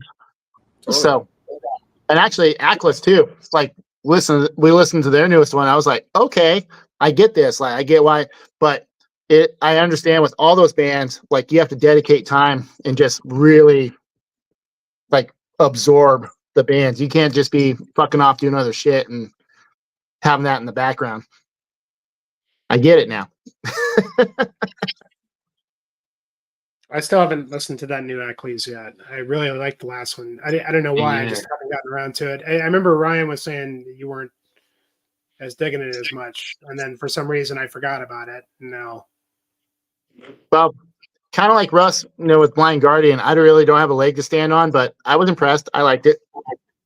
I like the ambient moments on it a lot, quite a bit. I don't know if I liked the one record. I don't remember the name of it, Rick. I don't know if they have a new one since then, but the one I heard was pretty. I liked it. It's got some good songs on it. That newest one is so fucking fun. It is, yeah, that's the best way to describe it. Fun album, yeah, it is. What's it called? What is the name of it? I'm not sure about the cover, but is that the one with the girl with the big sword? Like the anime cover? No. Kind of. She's getting like it's anime girl, like she's getting choked out by a skeleton. It just came out like earlier this year, like a month or so ago. I haven't heard that. Yeah, I heard the one before and I thought it was pretty good. Visual Kill is the newest one. What was the one before that? It was like Onyx or something? Or? Unreal 2, Her Spirit Eternal. Yeah. I thought that was pretty cool. It didn't really like hold my attention throughout the whole thing, but like the first track was like amazing. It was really good. Well, I kind of like it. What I liked about, especially this new Satan album, is, they obviously, like, it's very tongue in cheek. They don't take themselves too seriously. And actually, if you read the newest interview on Black Metal Daily, like one of the guys, actually the guy whose family owns the cabin that I went to California, he did an interview with Satan, and it was absolutely just tongue in cheek, like kind of a goofy interview. But the main guy actually seems like a really cool dude. He like a really good head on his shoulders, and he just like, but he's a punk rock guy. Like he was like, you can hear it. Yeah. As a matter of fact, I was listening to it and I was like, man, I hear like AFI, like a lot of the chord structures. It sounded like classic AFI. And then you're an AFI fan? Hell yeah. Rachel just saw AFI last weekend. No way. Oh, awesome. jealous. Love AFI. Now I like what's the one? The Black Sails, something, and kind of that era, like the couple EPs, albums before that, up to that one. Yeah. I got into the band around that time. But that's what I heard though, is the chord structures he was using. I was like, it sounds like fucking like emo and punk rock. And like, and then I read the interview. I went back and read the interview. He's like, yeah, I'm heavily inspired by AFI and blah, blah, blah. I was like, oh, well, fuck, there it is. Like, but it's just that kind of chord structure, but played like in a tremolo picking style. Yeah. So kind of unique. And the dude could fucking shred. Like he shred some fucking solos on there. Yeah, I was like, I love the shredding. Yeah. That drummer is a beast too. I mean, I know it's not for everyone. Like a lot of the people that take black metal way, way, way more seriously, absolutely like shit on those guys. But I was like, I can see that. But you know what? Fuck it, dude. Like you got to have fun every now and then. You can't be like moments on that album. Yeah. Like there's like a drum and bass like drum beat going on one of the songs for a little bit. Yeah, it's just there's some really cool moments in it. Yeah. It's a fun album. But yeah, I think that's what rubs a lot of people the wrong way is that kind of like, I mean, they kind of go for a quasi like old Kiss or maybe like Visual Kai, like Japanese style like look, and then the music is like it is not rooted in classic black metal. It is definitely a lot of outside influence. But yeah, fun stuff though. So in short, Rick, yes, I like that new album. In conclusion, Well, I like the more uplifting kind of melodic part of it because it was just kind of different. I mean, Mm-hmm. Now I don't will really say get I don't that think I can listen to multiple. I don't think I'd be able to listen to like every album back to back. Like it would definitely have to be like in the mix because I think I would get ear fatigue after more than one album. I will say that, but like just in a mix, like while you're out doing shit and like driving around, like yeah, absolutely, super fun. Anyway, Yeah, I think it's Ryan's turn again. all right, Ryan. Yeah. So real quick, we're about a little over 3 hours, so we can go a little bit longer as long as you guys want to. Ryan, take it away. oh, my pick was Nile. Okay. Yeah. So we talked Oh. about that. I'm accounted for. You could do your next one if you want to. Oh, that's all I had. That was 5. That's all you had. Yeah. Okay. I can think of something else if you want. Okay. You want us to go real quick and then we'll come back to you? Or Go for it. all right. So yeah, I wanted to bring this one up real quick because I think probably most of you guys will know this one, hopefully, because we're talking about Winter Philith. And this is related. Let me see here. But Ard, are you guys familiar with this project? Oh yeah. Yeah. Ross, you know this one? Yeah. I listened to that one a few times. The new one, I've only got like one song in. It's just, it takes some time. Yeah. But it's great, yeah. Yeah, well, this is Mark Deeks from Winter Philith. I think he does keyboards and clean vocals for the band. And so this is the debut record for Ard and his main project. And I think, obviously Dan Cap is all over this. Yeah. Just it's kind of like, it's definitely like neofolk, but like doom metal, like neofolk kind of stuff. And fantastic. It's like big monk-like choirs, just like the cover art looks like those guys like congregating and together and singing these amazing harmonies, which is what I love about this. And if you're a fan of Dan Cap, man, Wilkins Men, which I love. You can't skimp out on this band. They just released a new record this year. I don't want to show it tonight. I don't know if it's going to end up on my year-end list. I probably not. I mean, but I still really like it a lot. And the new record is a lot like this. They're very much in the same, could have been, sort of the same album. Yeah, I don't know, Rick, if you've heard this. Solstice? I don't know Solstice. So, obviously not Rob Barrett Solstice, I'm sure. But No, it's the old UK doom band Solstice. okay. Mm-hmm.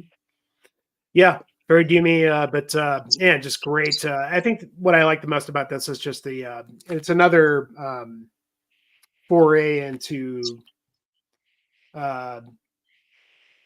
very obscure, maybe not obscure, but just old English history. When I went to Scotland, I went to a couple of the castles and the Culloden battlefield, and I walked around the museums and tried to understand the history. I tried to take in everything that they had there for you to observe, and especially like some of the castles in Scotland. You go in there and like the Stirling Castle, there's a museum that you can walk through 3 rooms, and it's just wall to wall, the different kings and different monarchies that existed there for the last, 300 or 400 years or whatever it is. And I went in there and I was like, okay, I'm going to walk through this and take in everything. I'm going to read everything. By the time I got through the first room, I got to the second room and I was like, there's no way I can understand any of this. Yeah. Or take it all in, much less like really grasp the history that I'm seeing here, because it's like so long ago that you just can't have a frame of reference, you know? I mean, like, just to understand like what life was like 300 or 400 years ago, it's just impossible. So, you know, when you read the art stuff, they go deep into history, just like what I witnessed in Scotland. And again, it's just like hard to put yourself in it. But even if I can't totally understand it, I still love it. I still think it's really cool to see guys like this just reaching deep, and think they're trying to reflect it in the music as well. So, but great band. I really like the stuff. Just those choirs, man. Those big epic vocals, man. Dan Cap, can't go wrong. So yeah, curious to see what you guys think of this if you've listened to it. But yeah, the new record is really good as well. And yeah, if you like Winter Philith or Winter Philith, I always pronounce that the wrong way, but good stuff. Yeah, you can definitely hear, some Winter Philith and, the riffs and songwriting in that for sure. But yeah, it's a very big, like epic sounding like you're in a cathedral, slow, like doom metal kind of. Yeah. It's a cool record. Yeah. I need, Like I said, I haven't got the newest one, but I need to dive in more. I've liked what I've heard. The new one's killer. I mean, but it's pretty, like I said, pretty similar to this if you've heard this, but it's a little, even maybe a little heavier moments, but man, it's just like cathedral sounding stuff, you know? Yeah. Yeah, that sounds like it'd be awesome. I like that project a lot. Yeah, but so I'm looking forward to that Solstice with Dan Cap. Okay, wasn't he Dan Cap gonna do something else also, some black metal project? It's a German band called Grob. Yeah. Yeah, That's that's supposed to be happening. New album's supposed to happen at some point. Okay. So it sounds like it's in the works. I So I'm like that album. I'm looking forward to that. I like that album more every single time I've listened to it. The previous one? It just gets better and better. Mm-hmm. That is a very strong record. Yeah, and now that Dan Cap is involved, I'm just like, ooh, like what's gonna happen now? Like, what is the band? Grob, you said? Grob, yeah. GRAB. Okay. Yeah, A with a little slash over it. Yeah, Zeitling. that one. What's that? 2021. Zeitling. That's the name of the record. Yes. Yep. Yeah. That's before Dan Cap joined, but yeah. Okay. It's definitely. He's just lending his talents all over the place, I guess. Yep. Now I follow him. Like he got rid of social media, but he's on Telegram. He posts in there all the time. That's where I follow him now. Yeah, new Wolfensman soon, hopefully. Oh man, I hope. Because that's a project has he that done does like any solo metal projects or just? Huh. Nope. Interesting. Not that I know of, anyway. But yeah. No, as far as I know, it was like Wolfensman was like his. That was kind of the world's introduction to Dan Cap. Was the first demo of that. Yeah. And then I'd see him pop up, and like he was on a couple of those Winter Philith albums. I'm just like, okay, but no, the dude's a big time black metal fan. Yeah, especially I was going to say that was his introduction, unless you count Ildra. Yeah, right. Are we? I don't know, Is man. it- Like We'll There's- probably never know. I feel like Whoever's this comes up involved- every time we whoever- meet. whoever Probably. was involved in Ildra is like they're established. Like you don't. I mean, even like the old demo stuff. Like I have the demo collection of Ildra, Yeah. and like you're like, these aren't new musicians. Like they're not rookies. Like they're very even the early raw shit. It was like very seasoned still, and you're just like. Yeah. Someone knows their way. So if not Dan Cap, then I was thinking like, what's the other UK kind of not Viking band, but was it Forefather? Was that Forefather. the Yeah, UK yeah, band? yeah. Forefather. I was saying, I was like, maybe someone from that band was Yeah, involved. because I think there's a merch website that does like a few different bands like Art and Forefathers on there, Ildra's on there, and a few other like Winterfell's on there. So there's definitely some connection like there, I feel. But I honestly think the guy who runs the Heiden's Heart label has some kind of involvement. I mean, that's the guy. Like he's behind. Was it Cultus, and he's the guitar player in Heimdall's Wacht. Like, but he's teased stuff, and he's like, "Oh, just wait, and like new Ildra will be happening." And I'm just like, and this he told me this like we're friends on Facebook, and he told me this like 5 years ago, and I'm just like, "What?" And he's like, "Yeah." He's like, "I have my sources," and I'm like, like so. Like Nice. kind of sus, but I feel like because everything that's been released recently, all the reissues, all the merch it was all funneled through Heiden's Heart and then Bloodfire merch did like a couple of the Eldritch Bloodfire shirts. merch. Yeah. Yep. So I'm like, so they're Yeah. somewhere in there. Yeah. For sure. I'm picturing the meme now, like the one guy from but It's Always Sunny in Philadelphia, like with the fucking yeah, he's got like the conspiracy theory like chart, like he's got the threads everywhere and all these different pictures. That's what I'm imagining now. It's us getting to the bottom of the mystery.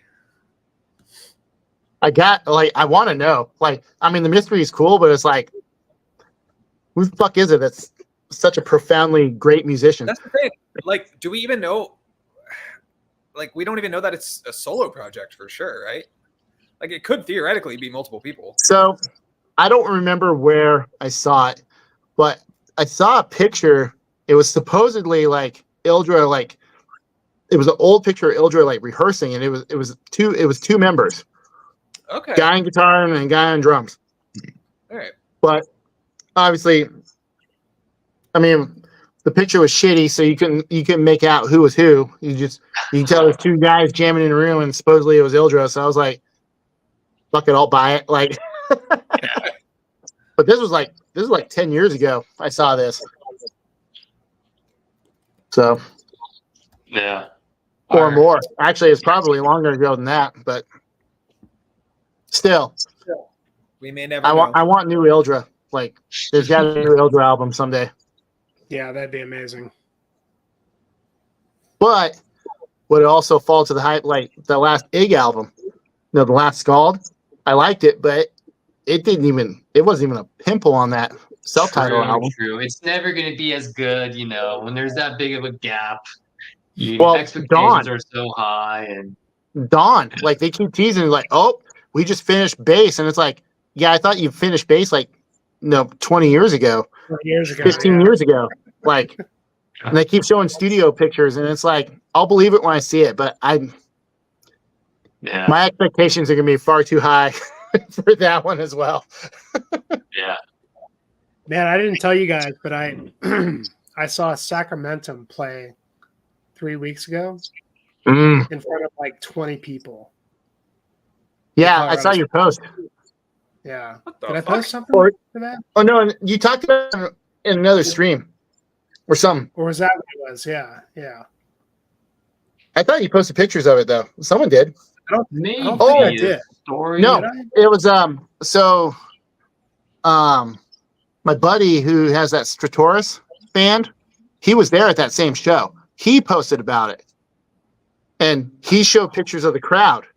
And I was like, dude, there's fucking nobody. He was like, yeah, there was like 20 people here. And I was like, my buddy Jimmy was there. The other Jimmy, like his name is Jimmy as well. But Really? No shit. Yeah. Oh, well, okay, so wait, I was hanging out with your boy that played in Kriegsgrave. Kriegsgrave. Oh. That dude. oh What's his yeah, name? Fuck. Man, I hung out with him the whole night. Shit, I can't remember his name. He played on the first two Kriegsgrave albums.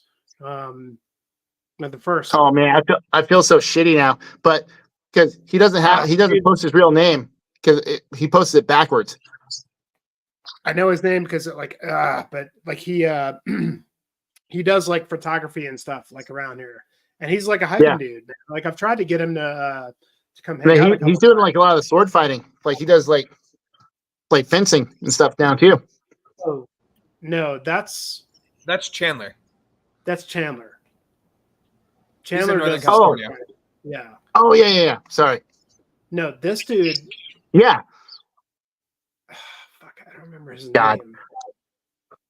But I met him through you, Tyler, because Yeah. That's through why I feel Instagram. shitty because it's like, I know.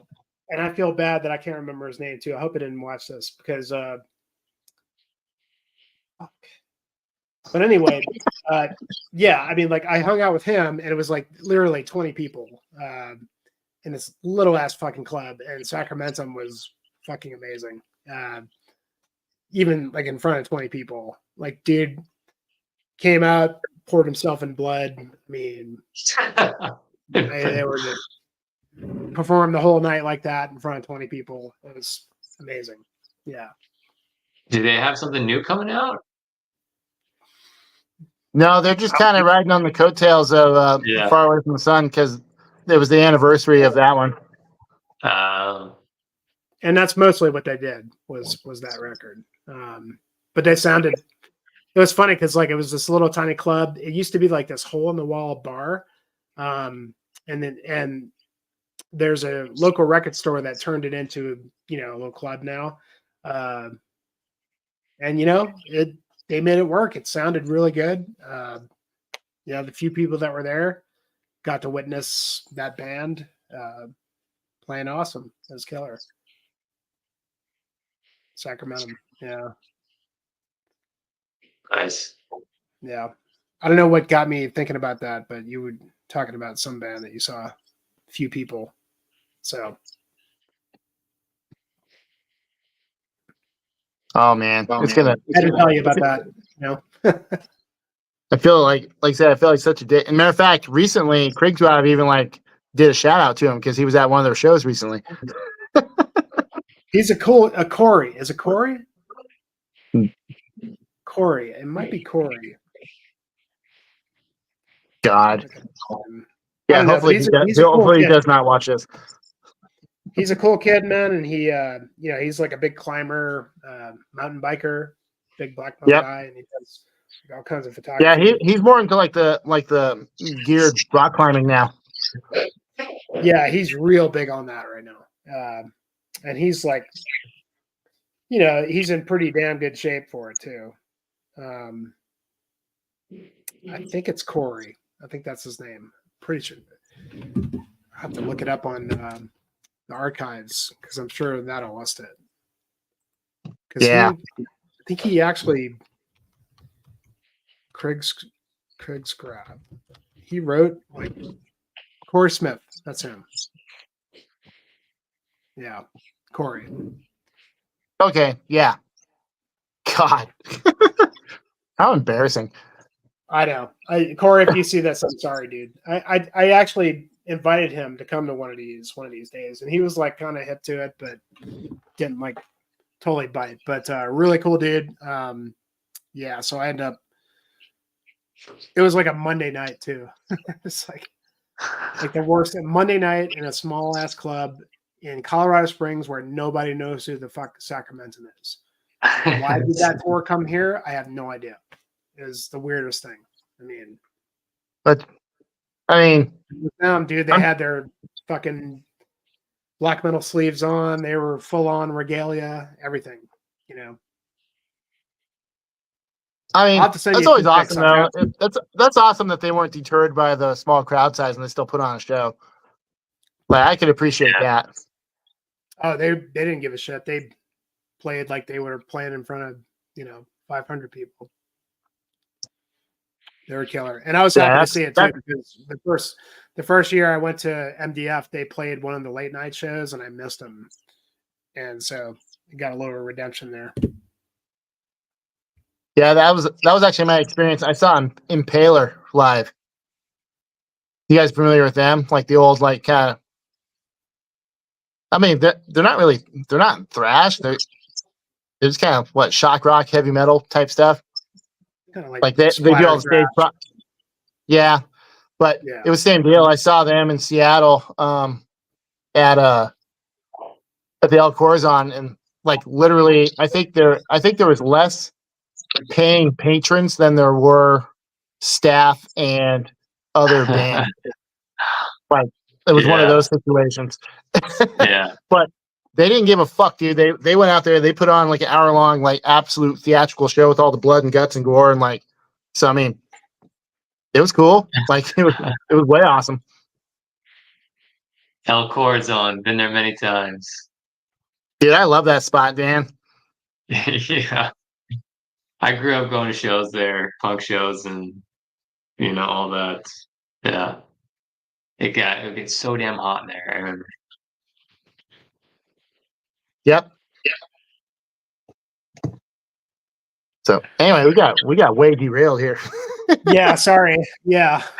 So right on, fellas. Well, I'm probably pretty close to wrapping. Does anybody else want to? Yeah, I'm gonna bounce up before we bounce and call it a night. I'm done. Yeah. Yeah, I don't really have anything else I really need to show. I could do one more. I can do a 30-second plug. This is cheating because I reviewed this album on my channel earlier this year. This is the only review I've done this year, but the new Aquilus record, it's really good. It's sort of Agalakian, if you're into that. Neoclassical, black metal, lots of folk and classical instrumentation. Really, really fun listen. Very dense and very engaging. Lots of different musical elements going on. Great composition. Highly recommend checking that out. That's Aquilus. I'll put it in the stream. Oh, yeah, Jimmy's got it. Yep, that's it. That's my plug. And if you want to know more about the album, you can watch my video, Ave Morris, YouTube. Check it out. Yeah, I didn't realize that they're releasing a new album. I saw the thing about it. I was like, didn't they just release an album? But I was thinking or did they just release an album? No, they didn't. But what's interesting is one of the bands you posted earlier tonight used the same album art as one of Aquilus's earlier albums. Oh, probably that Al Duarte band. Yeah. Yeah.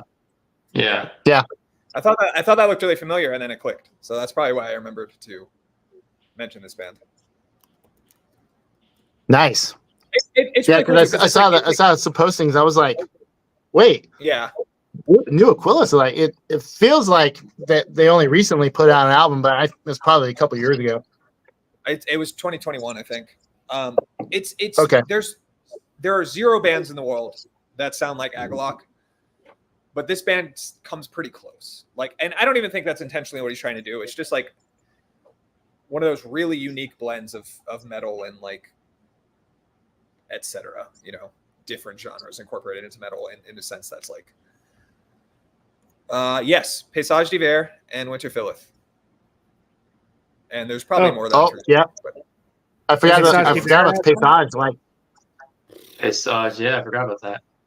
Yeah. Coming out in October. I haven't seen any postings about that. Is that on Facebook or is that Paysage d'Hiver? I saw it on Facebook, but a couple of the black metal channels on YouTube have been featuring the debut, the preview single, a really long single out. So check it out.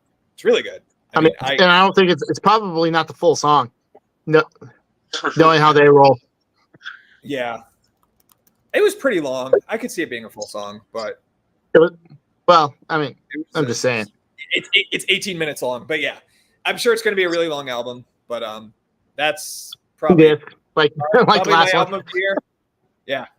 Do you like Dark yeah, Space so now in that band too? Or I mean, I try really hard. It just doesn't. It doesn't give me the same vibe. I don't know. I've listened to that new record a couple times, and it just I don't know, man. I don't dislike it. I just don't. It's a different stratosphere for me. yeah. Well, I think it's Which kind of like what we were talking about earlier. Because when did the last Dark Space album come out? Oh, It's been a while. I would say wasn't it quite Didn't some they just time? have a new one? I thought that was Yeah, a they new just one. released a new one. But I thought the last one before that was like Yeah, it's been a a full few years decade. prior. Yeah. Oh, there you go. New paysage, 7 songs in 1 hour and 42 minutes. Well, I mean, the Fuck yeah. last the double album I'm here was for great. it. I mean, Oh, what was it called? I'm Walled. that reminds me I'm highly anticipating my copy of the Natrunar new album.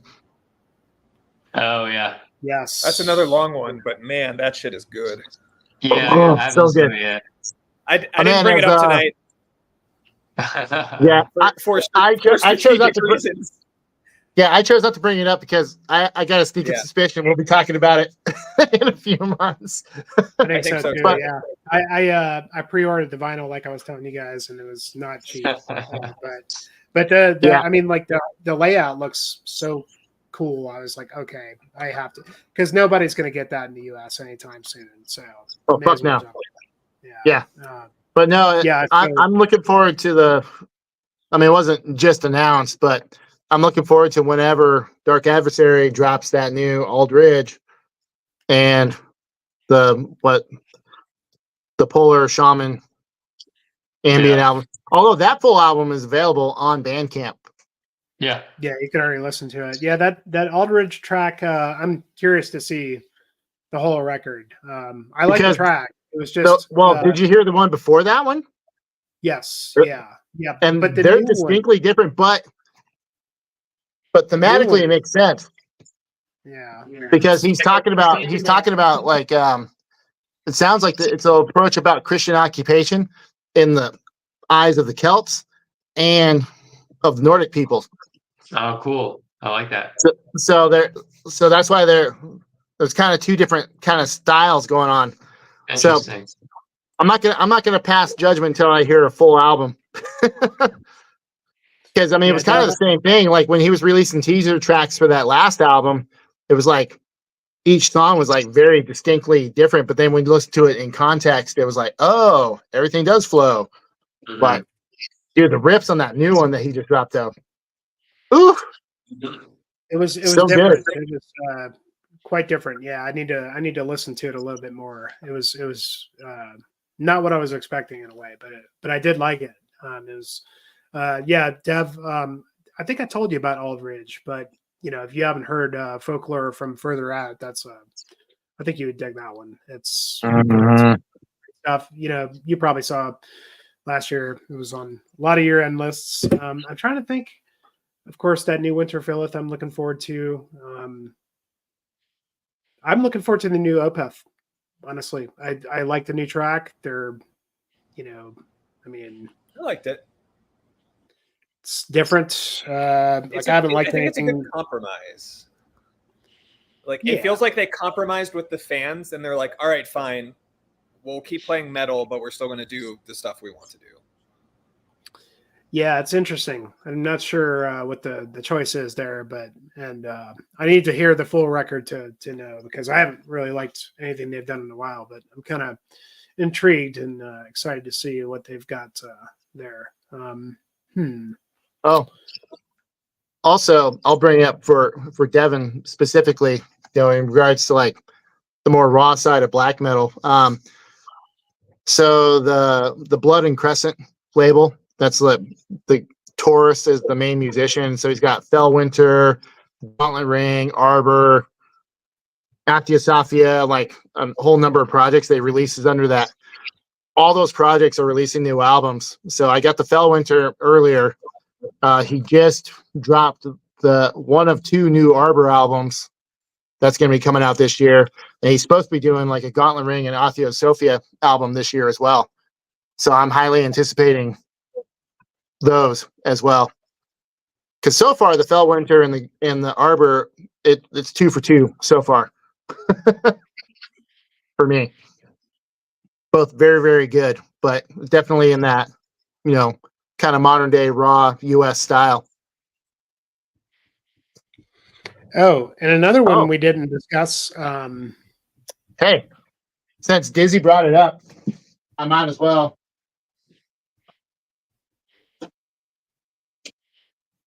I think he commented on my haven't listened Facebook to page. that one yet. Wait, let me blow you up. What's up with the Rune Boy? Yeah. What is I that? actually got a copy of this. Like I jumped on it. It was one of those things. Like it's so weird. It's a very DIY like punk aesthetic type of thing going on. Like one of the tracks on this is like an amazing like neo folk track, and the other one's like fucking noise. But yeah, I mean, just common British trees identification. There's just a lot of random shit in here. Yeah, the war in the. What Yeah. is that? It was something that was released on the order of Etsy Bandcamp page. A project called Rune Boy. The previous cassette demo to this was literal straight noise. Like it was kind of a noisy industrial type of thing. This has one neo-folk track and then one of that same kind of industrial noisy type of thing. But the neo-folk track, you listen to that, you're like, well, it's fucking obvious who's behind this project. Like it's the OWGA from every other project on the Order of Antony, But no, it's absolutely bizarre. And it was just something I wanted to collect because I try to jump on all this shit that he drops on that label. Even if I'm not the biggest fan of it, it's just, it's hard to catch. It's like, it's hard to pick up. Like, he actually self-released cassettes of the newest Aldridge album. But the only reason why I even wanted to get one of those was because he's got an oversized A5 size lyric booklet for it. And I'm like, okay, that's pretty fucking cool. And he was supposed to be doing it in 2 batches of 20 tapes each. And the first one, I saw the announcement and it was gone. Like everyone else been waiting for it and it sold out super quick. So, or I waited a little bit too long. Like I waited 2 hours or something like that. And I checked in and I was like, oh, and it's gone. Huh. But no, but at first when I saw that, matter of fact, I think I even brought it up in the chat and I was like, what? It's going to be a limited cassette release? What the fuck? And then I went to my comment I made on the first new preview track. And then someone asked, it was like, oh, is this going to be CD? Or maybe it was me, but he was like, oh yeah, like I'm negotiating with the label for CD and LP. And it was Dark Adversary who's released all of his other stuff of late. So it's like, that was a big relief. I was like, I'm gonna have to buy something in a format I'll never listen to just to have it. But now I don't feel the pressure to get it. But I do want that oversized A5 lyric booklet because I think that would be really cool. So we shall see. But yeah, this is absolutely bizarre. It's the most probably one of the most bizarre things I've picked up for this year. It is a 2024 release, so So strange. Yeah. That's so weird. it is very weird. Like that, and then he does it like there's not a lot of bravado when he announces it. It will just I get the Bandcamp notification that he put something new on there. I'm like, oh, what's this? And then I see it's like I think this is another one that's saying I think there's only like 15, 20 copies of this. Extremely limited. And I was one of the first people to pick it up. Wow. Because I have no life. Well, I think he might be underestimating how many people are into his projects. Or maybe he's artificially limiting. I don't know, but he just. I think that's what a lot of projects do anyway. I think the Blood and Crescent is a very fine example of that. So, in between all these albums from all these dudes' projects, he actually has demo tapes that come out in between these things, and it's like, yeah, there's like it's 200 copies. And then you see the announcement, it's like it's live on the page and it's immediately sold out. And it's like, there's no fucking way there's 200 people that bought that shit up in like a minute. Like, come on. Like, and what sucks is like the stuff that's on the demos is typically stuff that's not on the albums. So they're actually exclusive.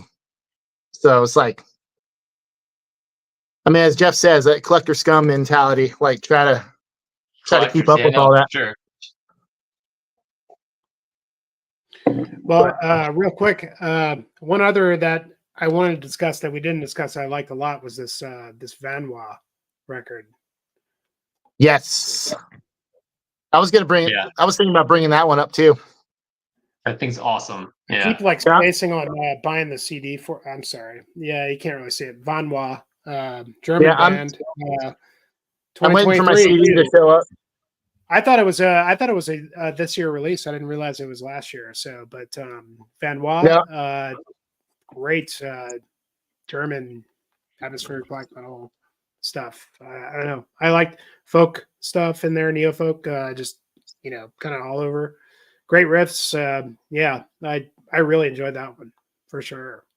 I don't know where you found that, but you guys come out with these gems every now and then. I'm just like, holy shit. Well, there's there's a label out of Colombia called Masters of Chaos, and they pull all sorts of just random ass like pagan themed bands. So I picked up a few things from last year from that label, and then of course when if I like something on Facebook, I'll follow Bandcamp. I'll follow the page. So I got a notification about that album because they were releasing the CD for it. So I too thought it was a 2024 release until I dug into it more, and I was like, oh, it came out last year. It's like, but I don't care. I'm waiting for my CD to arrive, and I'm going to be very happy when it does, because that is far worth having in the collection. Yeah, very good stuff. All right, guys, I got to bounce. All right, man. Let's call it, guys. Great stream. Yep. Always Solid awesome evening. to hang out with you guys as usual. I can hang out all night, But Got 10 hours of will- music to listen to now. Yeah. we will. We still had a lot to talk about, like Fire in the Mountains, possible hiking trips, things like that. Yes. So Yes. Let's do keep it. our Let's do it. our string going on, and interesting to see what that's going to happen with the Fire in the Mountains. But I'm hopeful that everybody is like, let's all go, But I will totally understand if I'm waiting for the lineup. Yep. Yeah, I know. I That's the thing. I mean, that's what I mean. Like, I hope everybody's like, oh yeah, we're all locked up in the lineup. Gotta go. But, Yeah. but I'm not holding my breath. But I think it's very close to likely it could be something really good, something we could, plan for. So let's see what happens. If it doesn't work out, not everybody's into it, then maybe we can figure something else out. I don't know. No, we got to find some way though. Yeah. We do. Yep. Everyone together. Absolutely. We really do. Yeah, I'm very, very wanting to do that. Big time. It'll happen. So It'll happen. yeah, We will make it happen. For sure. Yeah.